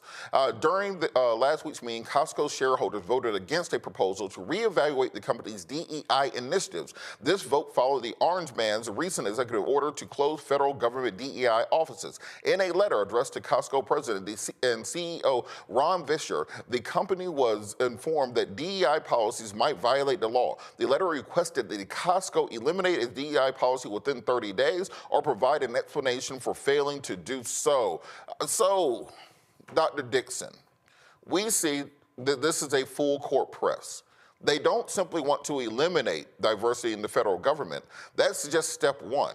They want to eliminate diversity programs in corporations. We already saw the Supreme Court struck down diversity in universities. Where do you think the logical end to this is with these attacks? We're always seeing companies like John Deere, Target, McDonald's, Walmart scaling back or destroying their DEI programs. Where do you think this ends? So I don't know if that's a good question to ask me, because I've been studying these white Christian devils for a long time. And I know that it's on their radar for violence in our communities against Black people specifically. They're creating the framework. They're creating the arguments. They're creating a new level of dehumanizing Black people. They are regarding all of us as rapists and degenerates, just like they are doing to the immigrants. So if you ask me, the logical endpoint for this is that there is a segment of MAGA that won't be satisfied until they have us back in the position of oppression, outright oppression, not just economic, not just spiritual or emotional, but outright oppression. That's what they're doing. And they're making it evident that they don't care about the separation of the federal government and the state government, or even the markets. They don't even recognize the markets of capitalism. They're trying to constrain Costco from doing what it has a right to do. And they're trying to put pressure on through force. And so they don't want any resistance of any kind. They can't have any outlier. So I'm sure they're going to go after Ben and Jerry's next. Why? Because they are totalitarian. What does that mean? They absolutely don't expect anyone to get out of line. And if you dare step out of line, they will use all the force of the federal government, even to the point I believe that they will use literal force of the military to do whatever they have to do to keep people in line. That's if we allow it. That's if people kowtow, if people start backing down and people start showing that they don't have any spine right now, at this moment, while we still have some laws left. If Costco folds like Google folded and decided to name the Gulf of Mexico, the Gulf of America, if more corporations begin to fold out of cowardice, then we will see fascism is here much sooner than we thought it would ever get here. And Mustafa, on that point, you know, we back in 2020, all these corporations had all those ad campaigns after we burned up a bunch of cities, and they said, well, we love y'all Black folks. You know, we're going to invest $20 billion into equality. You saw all the commercials where on the happy Black people. Every commercial you see now has a Black woman and a happy white man sitting on the couch eating Cheerios all the time. You know, they said that they really loved us as a people. Everybody remembers that, right? And now, as soon as they get the opportunity, as soon as the money and special interests are behind it, as soon as Donald Trump has his inauguration with a literal row of billionaires, Elon Musk, $400 billion. Jeff Bezos, $270 billion. Mark Zuckerberg, $200 billion. The dude from Google, the dude from TikTok, trillions of dollars standing right there. And they were sending a very clear message to every corporation in America. You do not have the money to compete with us. The federal government is the largest consumer in the world market. So the federal government simply says, we're going to stop using Ford vehicles as our fleet vehicles, and we're going to use Teslas as our fleet vehicles. Ford will be bankrupt tomorrow. They would have absolutely no ability to replace all those Explorers that you see the federal government using and replacing those orders. So corporations, in large part, have to bend backwards, have to turn over when it comes to these large corporations or the federal government and these billionaire individuals who have that power. So with that, in the future, the next time they come back and they're scared and they say, Black folks, we love you again, How can we parse out and make sure we're making true demands, that we're not simply, as we did in 2020, saying, well, we believe you, we trust you, we think you're going to make those changes? Because what we saw was executive orders, we saw empty pledges and promises, we saw very little pull-through on it. Never got the George Floyd Justice of Policing Act, never got the Tyree Nichols duty to intervene at. We never saw those hundreds of millions of dollars promised by those corporations to invest in our communities. What we got was a nice press release and maybe Jay-Z controlling the halftime show at the Super Bowl. How can we actually make sure we're getting tangibles out of these fights? Well, as was said, you tearing it up, brother. But, James Baldwin once said that I can't believe what you say because I see what you do.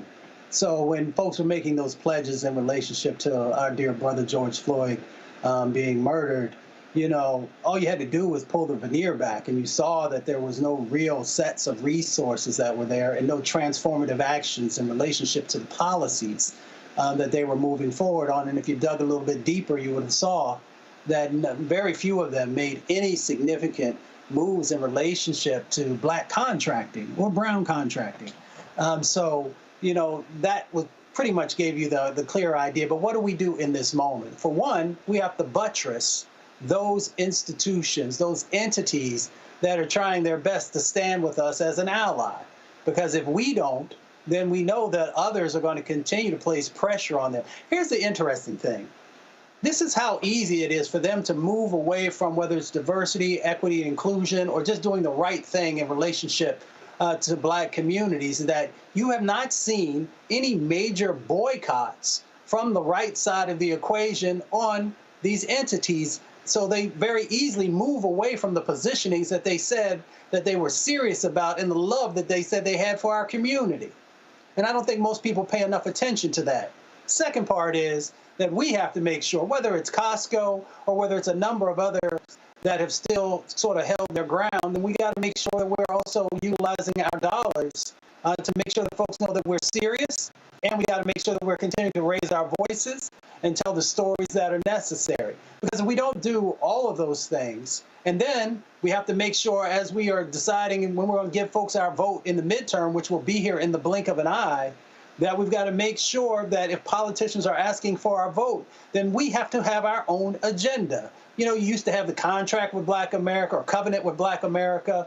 You had a number of other types of things. We have got to get ourselves together, make sure that we are going to stand hand in hand with each other and decide what those 7, 10 things are that we have to make sure happen. And if we don't do that, then folks will continue to find a way to separate us. They'll throw a few dollars over here to someone so that this black person says negative things about this black person, or that this program is really not that critical to our community. We all know the playbook. So it's time for us to flip the script on them and to make sure that not only our sets of needs and our sets of things that we cannot deal without are going to be honored, but we also got to make sure that the resources are flowing the way that they're supposed to. And Dr. Walker, on that point, I haven't seen a sustained economic pressure campaign in the African-American community work seemingly since the Montgomery bus boycott. But I think back to a year or two ago when Bud Light had a commercial with a transgender in it, and then the conservatives lost their mind. They demonized Bud Light, and I'd be damned, it wasn't a month later they had a redneck with a pickup truck and a guitar and a horse, and that was a new Bud Light commercial. They made sure that they responded. How can we ensure that we are actually putting a sustained pressure campaign corporation by corporation? If Walmart gets rid of their DEI program, we get rid of our Sam's Club membership, and we get a Costco membership. If Ben & Jerry's is keeping their DEI program, but Haagen-Dazs isn't, then we go eat some damn Ben & Jerry's. How do we make sure that we're actually able to sustain a campaign the way the conservatives are able to do it on their side? I think it goes back to my point I made earlier about economic, political, and social disruption. But that goes with /plan, right? So those 3 areas, we need to find a way to disrupt the system. But before that, there needs to be a short and long-term range plan. And I made the point earlier, we talked about this letter was sent out. Let's highlight also that's political overreach. The last time I checked, I thought that some people believed in small government and not less intrusive government. But this, once again, is an example of how you lose a propaganda war. So sending a letter to a private entity a corporation to say you should, and whatever policy it is not considered intrusive. So once again, you have to be able to win the propaganda war in terms of laying out what's right and what's wrong in our society.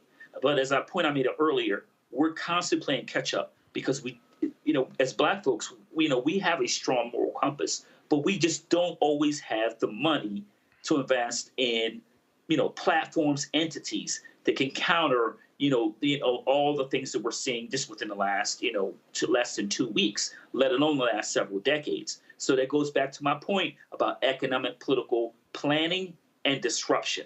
That, in my opinion, that's the only option. Mustafa talked about the contract with America, Covenant of America.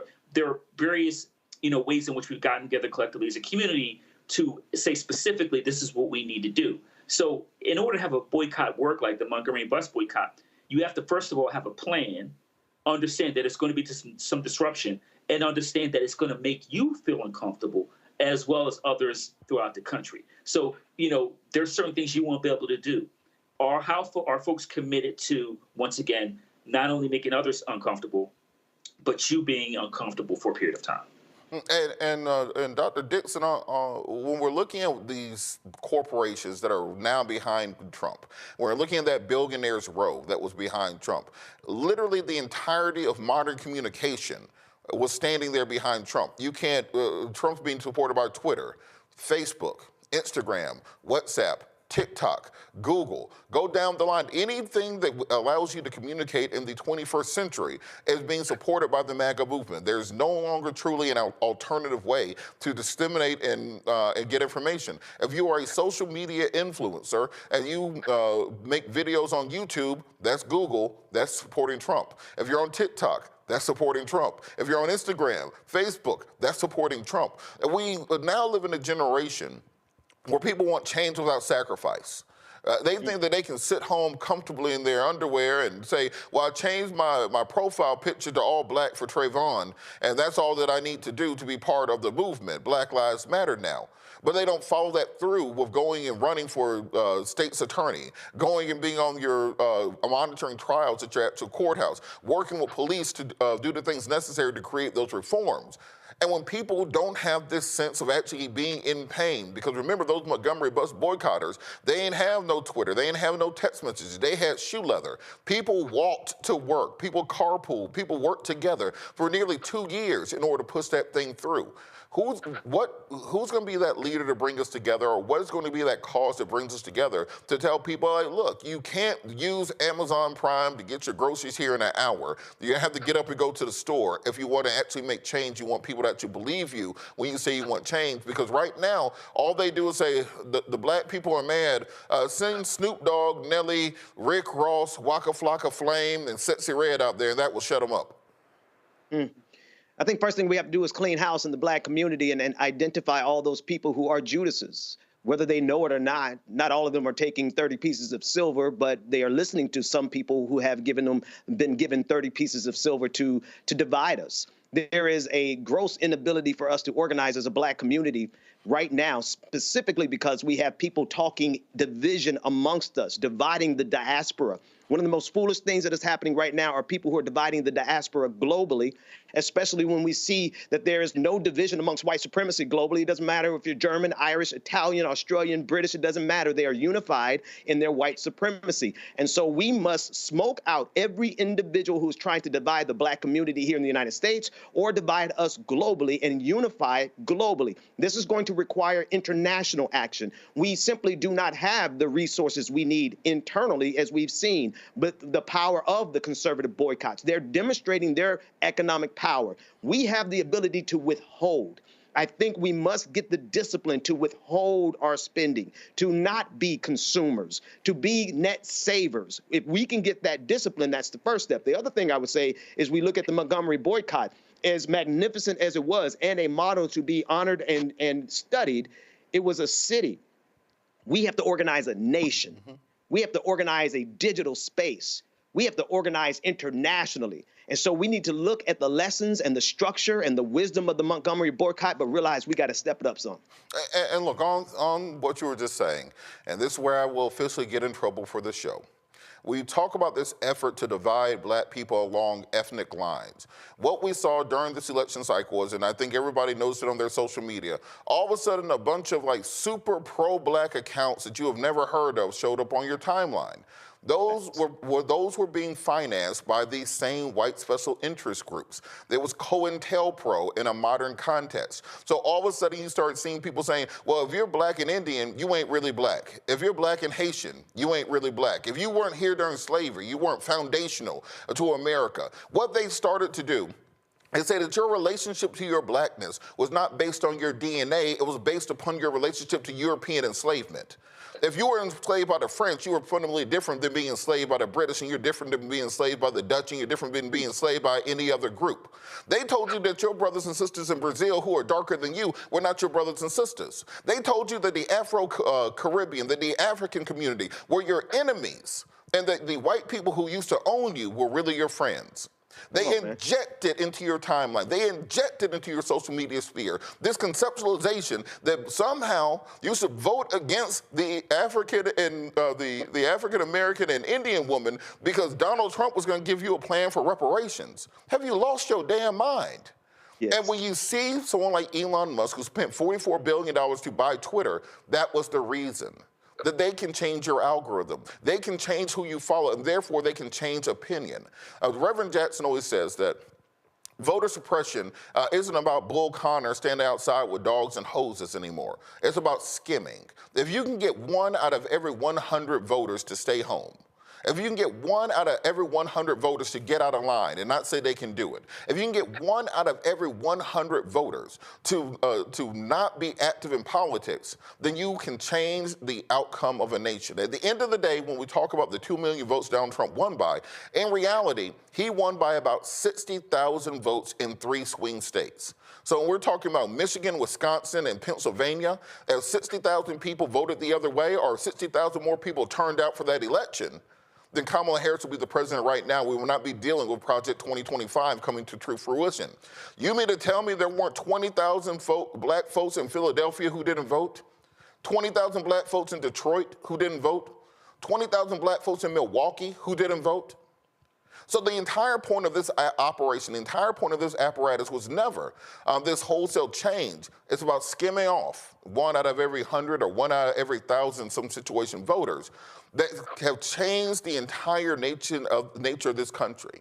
And so for our brothers and sisters out there, you have to understand that your blackness is not conducted through European colonialism. You were black before white people existed. Scientists say that the DNA for blonde hair and blue eyes and white skin is 7,700 years old, found in northern Spain. The African mitochondrial DNA, as I said, goes back 250,000 years. We've survived ice ages. So when you say that you are only black because you were enslaved by the British or you were enslaved by the Americans, then what you're forgetting is this long culture, this globe-spanning civilization that you are the genetic inheritor of. And we have to go back to a place where we understand that who we are and what unites us goes deeper than this nation, goes deeper than a political party, goes deeper than any political agenda. And we have to start dealing with this conceptualization of nationalism when it comes to being black folks, seeing ourselves as a nation state. When you look at what's going on in Europe, you have Ukrainian Slavs versus Russian Slavs over this concept of nationalism. When you look at what goes on in the Middle East, you have Kurds fighting Sunnis, fighting Shias over this idea of nationalism. But they told black folks throughout the course of the last 150 years that our fight is about racism, not nationalism. We don't need our own nation. We don't need to control things. And you have many folks who say, I don't want to have our own free and independent black nation, either economically, socially, or politically. I simply want a better piece of the pie in white supremacy. I don't want to get off the plantation. I just want a nicer bed in the plantation. As long as I can get mine and be comfortable within my little enclave, with my fiefdom, I'm more than happy to be just as virulently racist as many of the people who used to oppress me. You can look on social media. When Donald Trump said that Haitians were eating the cats and eating the dogs, you have black folks saying, yeah, that's right, I know they do that. When you saw these abuses against African immigrants coming into America, they said they're coming over here and stealing all the welfare. That's my welfare. I'm the #1 slave. You can't be up here being a better slave to me. This is the type of brainwashing that we've seen taking place in Western society since the Romans, when they would go into an area and turn one ethnic group against the other ethnic group so they could enslave both ethnic groups. So if we want to truly be free, if we want to not have to worry about DEI because we already got MY, my own stuff, it's through this concept of black nationalism, seeing ourselves as brothers and sisters in a connected web, and a tapestry that can truly bring our people forward. We're going to talk more about this after the break. You're watching Roland Martin Unfiltered, streaming live on the Black Star Network. We'll be right back. Hello, I'm Isaac Hayes III, founder and CEO of Fanbase. And right now, we're accepting investors in our $17 million round to revolutionize the future of social media. Today, for just $399, you can own 60 shares of stock in Fanbase at $665 a share. Go to startengine.com/fanbase and invest today. While the big platforms have grown too massive and disconnected from their users, Fanbase is building a platform where creators and users truly come first. We've already raised $4.8 million from everyday investors who believe in this vision, and now you can join them. This is your chance to invest in a social media tech company with over 1 million users that is disrupting media by allowing anyone to reach all of their following and monetize their content from day one. The market is changing, big platforms are failing to serve their users, and Fanbase is stepping up to fill the gap. Don't wait until it's too late. Invest now. Invest for yourself and your future. Go to startengine.com/fanbase and own the future of social media.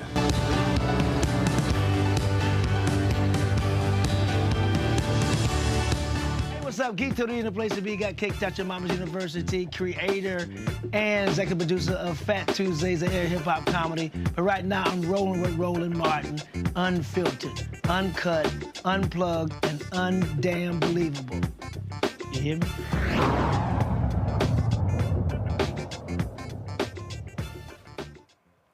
Today, a Georgia jury deciding fate of the prosecutor who decided not to bring charges against the white men who fatally shot Ahmaud Arbery heard opening statements in her criminal trial. For those of you who do not remember, Ahmaud Arbery was the black jogger down in Brunswick, Georgia, who was shot and killed by the Michaels in their neighborhood after they claimed that he broke into a house under construction and tried to steal construction materials, and therefore they had to chase him down in a pickup truck and kill that individual. We heard testimony today with regards to Jackie Johnson, who was the prosecutor in that case. And to break it down a little bit, for people who don't remember the details of the Ahmaud Arbery case, after he was initially killed, it was ruled to be in self-defense. The prosecutor failed to bring charges against the individuals. The family kept fighting. The case was eventually moved to another prosecutor who didn't bring charges. Because of outside pressure from groups like Georgia NAACP, the Rainbow Push Coalition, other human rights organizations, it made its way to the Georgia Attorney General, who then brought charges in the case. And as a result of that, we finally saw justice for Ahmaud Arbery. But Jackie Johnson, who was the prosecutor in the case initially, she is now on trial for essentially obstructing justice in that case. I want to bring the panel in on this. Mustafa, do you think this is an opportunity where we might actually finally see justice? Because we're in a place right now as a people where we're not getting a lot of wins. Would this be a win, seeing this prosecutor brought to justice for essentially trying to cover up this murder?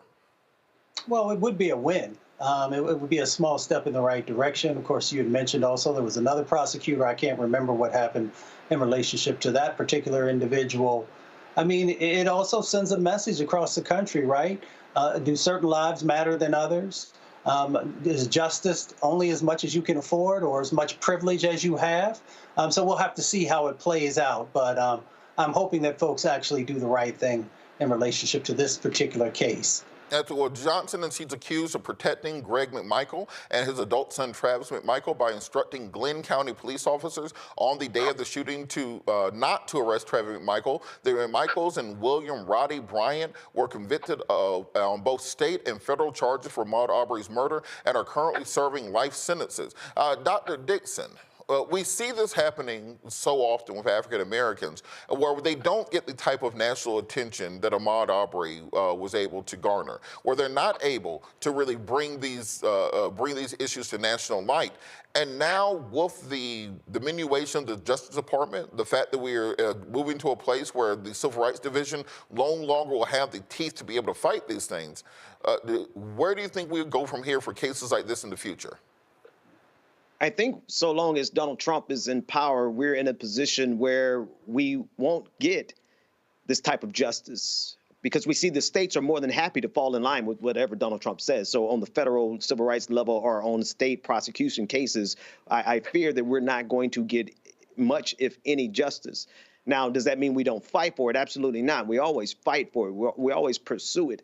I would say also something else. I think Black folks really need a pause and really consider, not out of fear, nobody's scared of these devils, but we need to be wise and realize that they are on a hunting spree. If you consider the type of murders that are happening in the state of Mississippi that have gone unanswered, when you think about the various murders across the Southeast in general, the lynchings that have occurred in the last 5 years alone that have gone unanswered, it's almost to the point where there is a game where white people are trying to see if they can get away with murder. And the sad reality is so many times they are able to, and that's going to only be exacerbated more because of Donald Trump. And so this is what I'm going to say is not out of fear, it's out of wisdom. Watch where you're going. Watch your six. Look after each other. Don't trust these people. For the love of God, stop trusting them and thinking that they are your friends. They are demonstrating to you in real time their willingness to destroy their own lives for the sake of their white supremacy. They're going to be hurt the most by Donald Trump's policies, but they're going to thank him for it. Why? Because they would rather hurt themselves if they have an opportunity to hurt us. Why would we put our lives in their hands and trust them when we go out and we go different places? And Dr. Walker, one of the big victories that we had during the Civil Rights Movement was this idea of having a federal backstop against local racial discrimination. That when we were able to push through the Civil Rights Act, voting rights of civil rights in 64, voting rights in 65, public accommodation in 68, fair housing, Title VII, Title IX, to establish the executive order in 1965 that actually gave some teeth to the Civil Rights Act of 1866. We saw that when we were discriminated against in the local jurisdiction, if you were the victim of police brutality, if you were Emmett Till, if you were Cheney, Grutter, along the lines, you could call in the federal government, you could call in Bobby Kennedy, and they would prosecute the local prosecutors and bring justice. We saw this under Christian Clark in the Justice Department. We saw this under the Obama Justice Department. But now that appears to be gone, and it seems that they are changing these policies where they may be gone forever. So where do we go from here, as Dr. King would say? Are we going to chaos our community?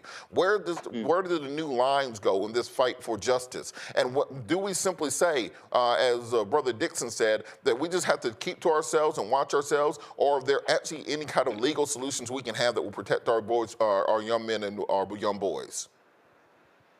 I'm thinking of Deacons of Defense from decades ago, right? You know, you had people in our own community that made sure that, you know, if someone came in the community and was looking to harm someone, that we were prepared to make sure that didn't happen.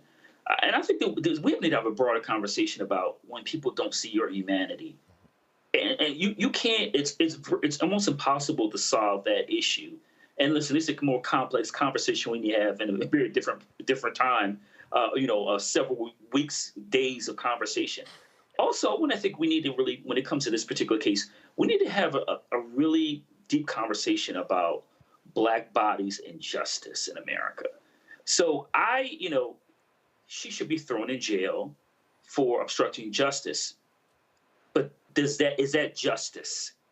Lynching, in terms of members of the Black community, particularly Black men, has been going on for centuries. And how we are still dealing with that today. So what does that mean for what it means to be an American and to be Black and a male, and particularly in this situation? So I think, once again, we need to really have a really important conversation about, when it comes to destruction of Black bodies and justice. And we don't have enough time to discuss that. But I think we really, as a community, reflect on that, because I don't see this as justice. A life was lost. And I know the other, individuals responsible for this murder are in jail for life. But in my opinion, is that justice, considering we've been dealing with these kind of lynchings for years? And I think we need to talk about that. Absolutely. And when Mustafa, I'm reminded of Dave Chappelle and his seminal work, Killing Him Softly, where he made this joke that police could shoot a black person, all they had to do was sprinkle some crack on them, and everybody will believe that they were a criminal. And that's very similar to what we saw in this Ahmaud Arbery case, where all these individuals had to do was say, well, you know, he was violent, he attacked us, and everybody believed them, even though there was video of them doing it. If their friend Roddy Bryant hadn't filmed the entire altercation, they would not have been convicted in this case. So if you're back in the early or mid-2010s, early 2020s, I gave a lot of speeches to high school boys and to youth groups telling them, oh, this is what you need to do when you're interacting with cops. You know, keep your head up, make eye contact, say yes sir, no sir, have your pants pulled up, do all this. And I stopped doing that, because we do not need to prove our humanity to anybody. I don't deserve different rights because I can cosplay as the best little white boy possible. I don't need to speak the Queen's English and do a little dance whenever I'm in the presence of a white person to prove that I have basic human rights and basic humanity. I'm no less of a human being if I'm dressed like DMX or if I'm dressed like Carlton Banks. And so I stopped telling these boys to try to prove themselves to white supremacy, because at the end of the day, Emmett Till wasn't wearing saggy pants and a hoodie when they decided to kill him. So when it comes to how we educate our communities, how we educate this next generation to be in a realistic, and I put my emphasis on realistic, situation as we're looking at right now, where there's no consent decrees, where Donald Trump is saying, I will pardon officers and give you complete immunity, where there's a movement at foot to pardon Derek Chauvin for killing George Floyd, and that will more than likely happen before the end of the Trump term. How do we realistically talk to our young men and our young boys about how they interact in the current political situation? Well, I think the political situation may be slightly different than what's actually going on, you know, in the street or in the country on dirt roads. So you have to actually make sure that you're being strategic in the various atmospheres that we show up. So what I teach my nephews and my godsons, is that each situation can require a different skill set. And you have to be able to make a decision about what is going to be most beneficial for you in that particular thing. That doesn't mean that you are less than a man, but it does mean that you have to be able to evaluate where you are. If you're on a Mississippi road at 2 a.m. in the morning, there's a certain set of actions that might be necessary that would be different if you're in Jackson at 9 a.m. So I teach, the folks that I love and care about, that you've got to have a number of different skill sets, but you also have to understand, that you are a man or a young boy or whatever your particular age is, and that you got to stand on that. But there are ways to be able to navigate, the craziness that you might find yourself in, or how to not get yourself into crazy situations to begin with. Absolutely. And look, for our young men, there's a balancing act. I'm not saying you got to get out there dressed like Bill Bojangles and start soft shoeing whenever somebody asks you a question, but you also, don't be antagonistic. Don't make things worse. And let's find a balance in the middle. All right, we're going to keep this conversation going after the break. You're watching Roland Martin Unfiltered, streaming live on the Black Star Network. We'll be right back. Coming soon to the Black Star Network. But y'all, when you're on that stage, or when you're and you're seeing 2 and 3 or 4 generations in the audience, that's got to speak to you about the power of what y'all have become. Oh, most definitely. I think we were doing our show before our break, and remember, I was watching this kid. I could not take my eyes off him because he was about 9 or so. He was sitting in the front row with his over on the right-hand parents. side. Yes. I was amazed that this kid knew everything, and I was like tripping to see how many songs this kid actually knew. And he knew them all. And he knew them all. We had to go over there and bring him on stage and take a picture with him, at the end of the show and stuff, because it was just that amazing. It's like, this is crazy. The music travels everywhere, like what Philip was saying, seeing this young kid, then you hear our songs on commercials, cold commercials. Then you have the younger ones that hear our music in animation.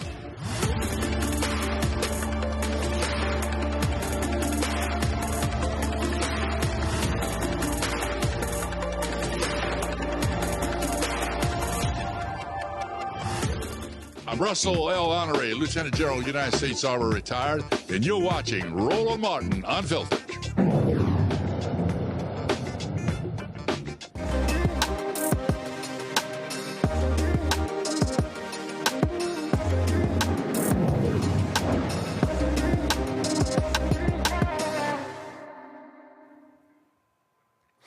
One woman's journey with sensitive skin challenges led her to create a line of deodorants and skincare essentials she could use. Regular products irritated Nikki Jack's inflammatory skin condition. And after extensively searching for suitable products, she ultimately created Coco Elan. Nikki joins us from Houston, Texas. Nikki, how are you doing? I'm good. How are you? I am outstanding.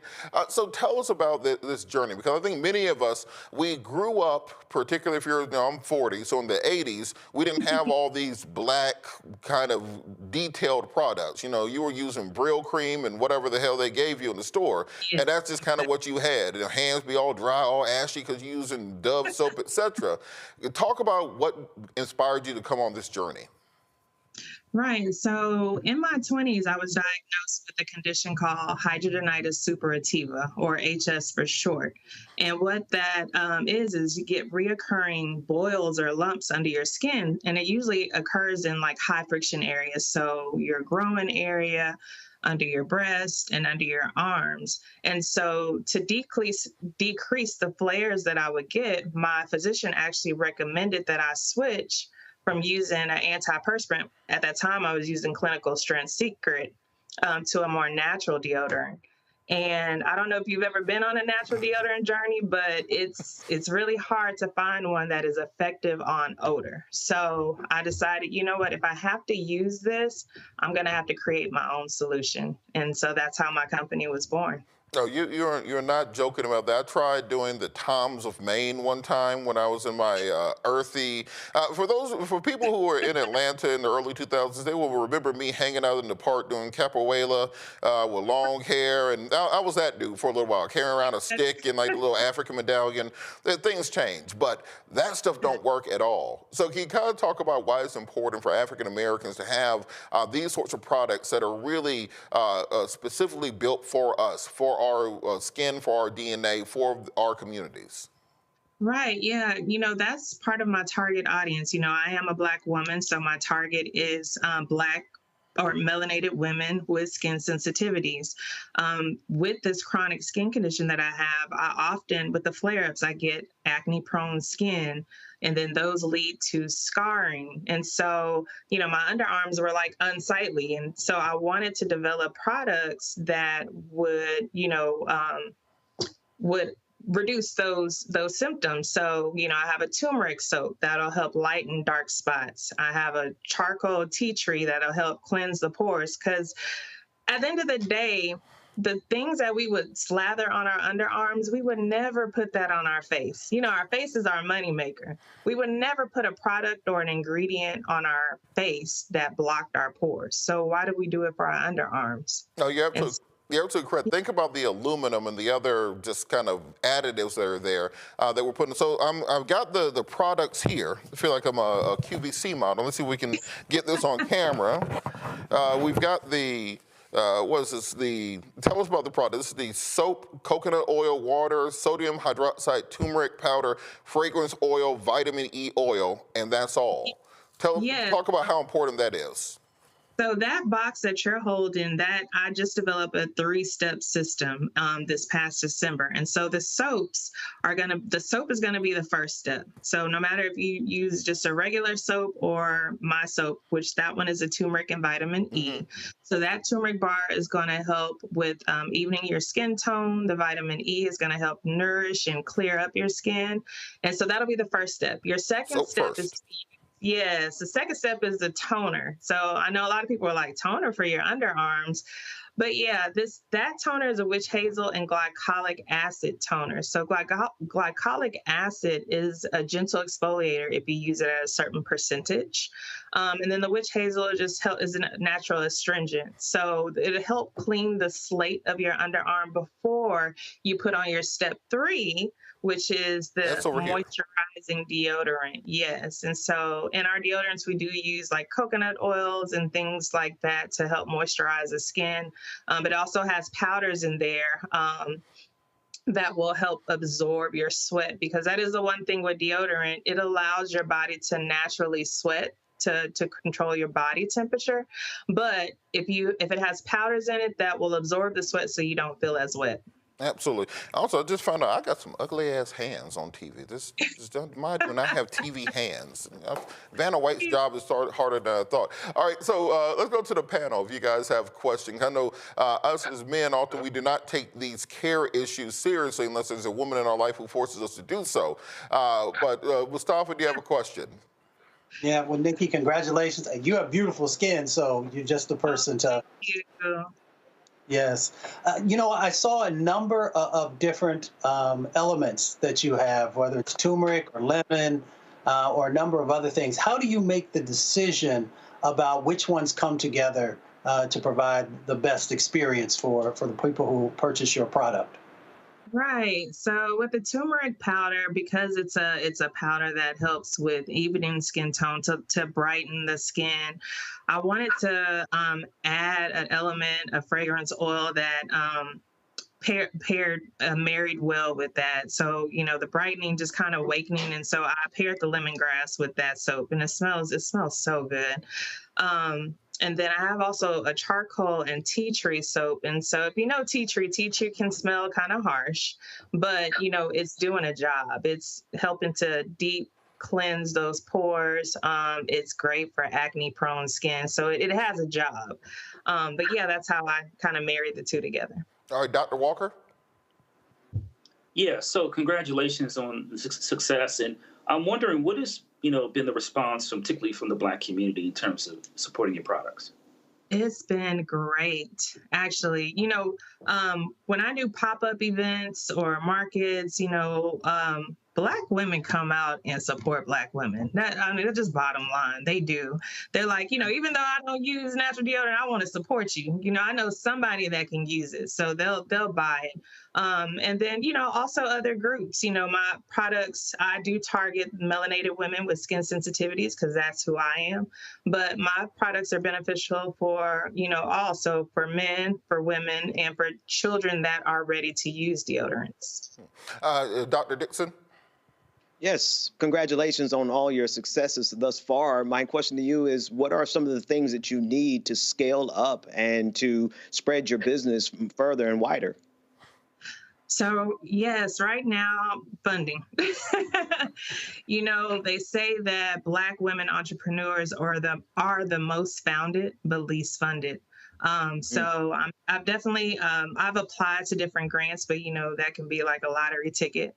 But outside of that, it's, I've been looking at maybe a line of credit or, some other loan options. So, but yeah, you need money to make money. And so I've invested in myself for my business, but I didn't realize that it just wasn't enough.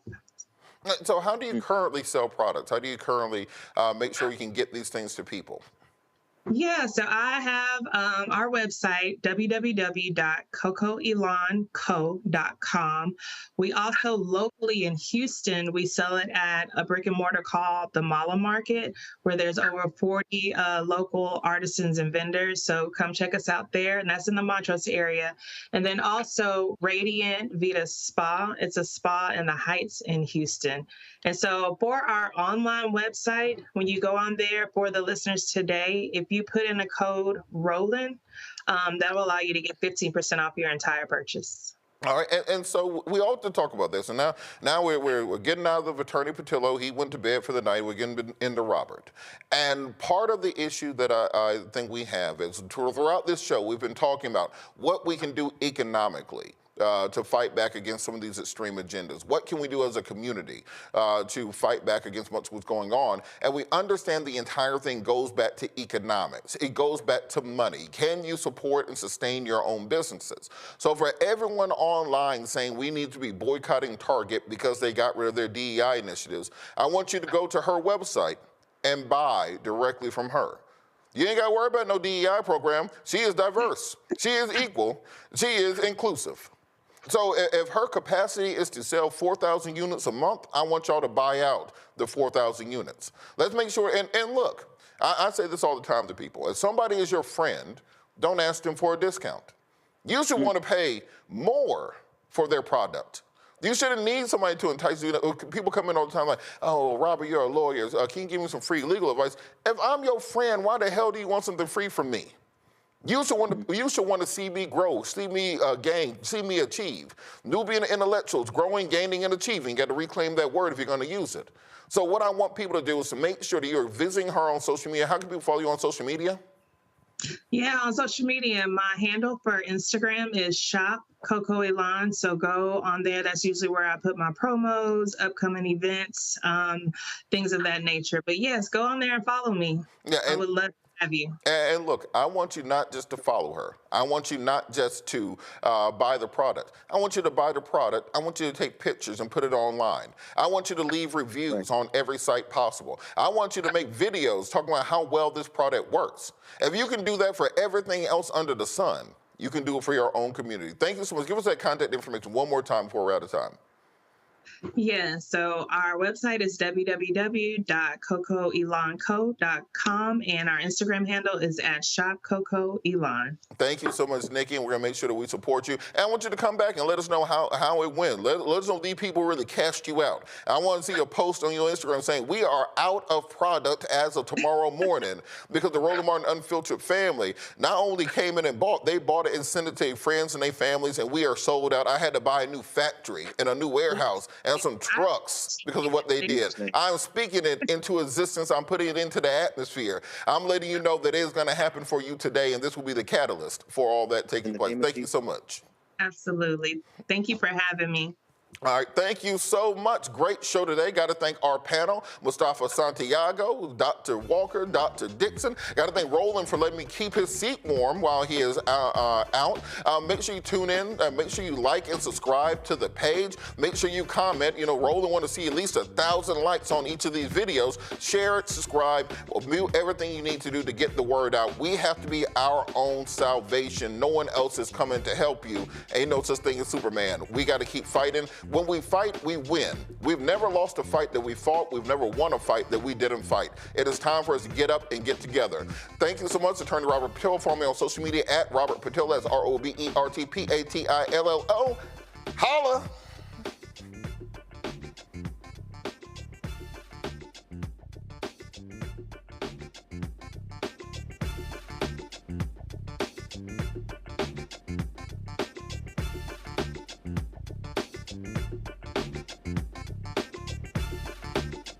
Black Star Network is here. Oh, no punches! I'm real revolutionary right now.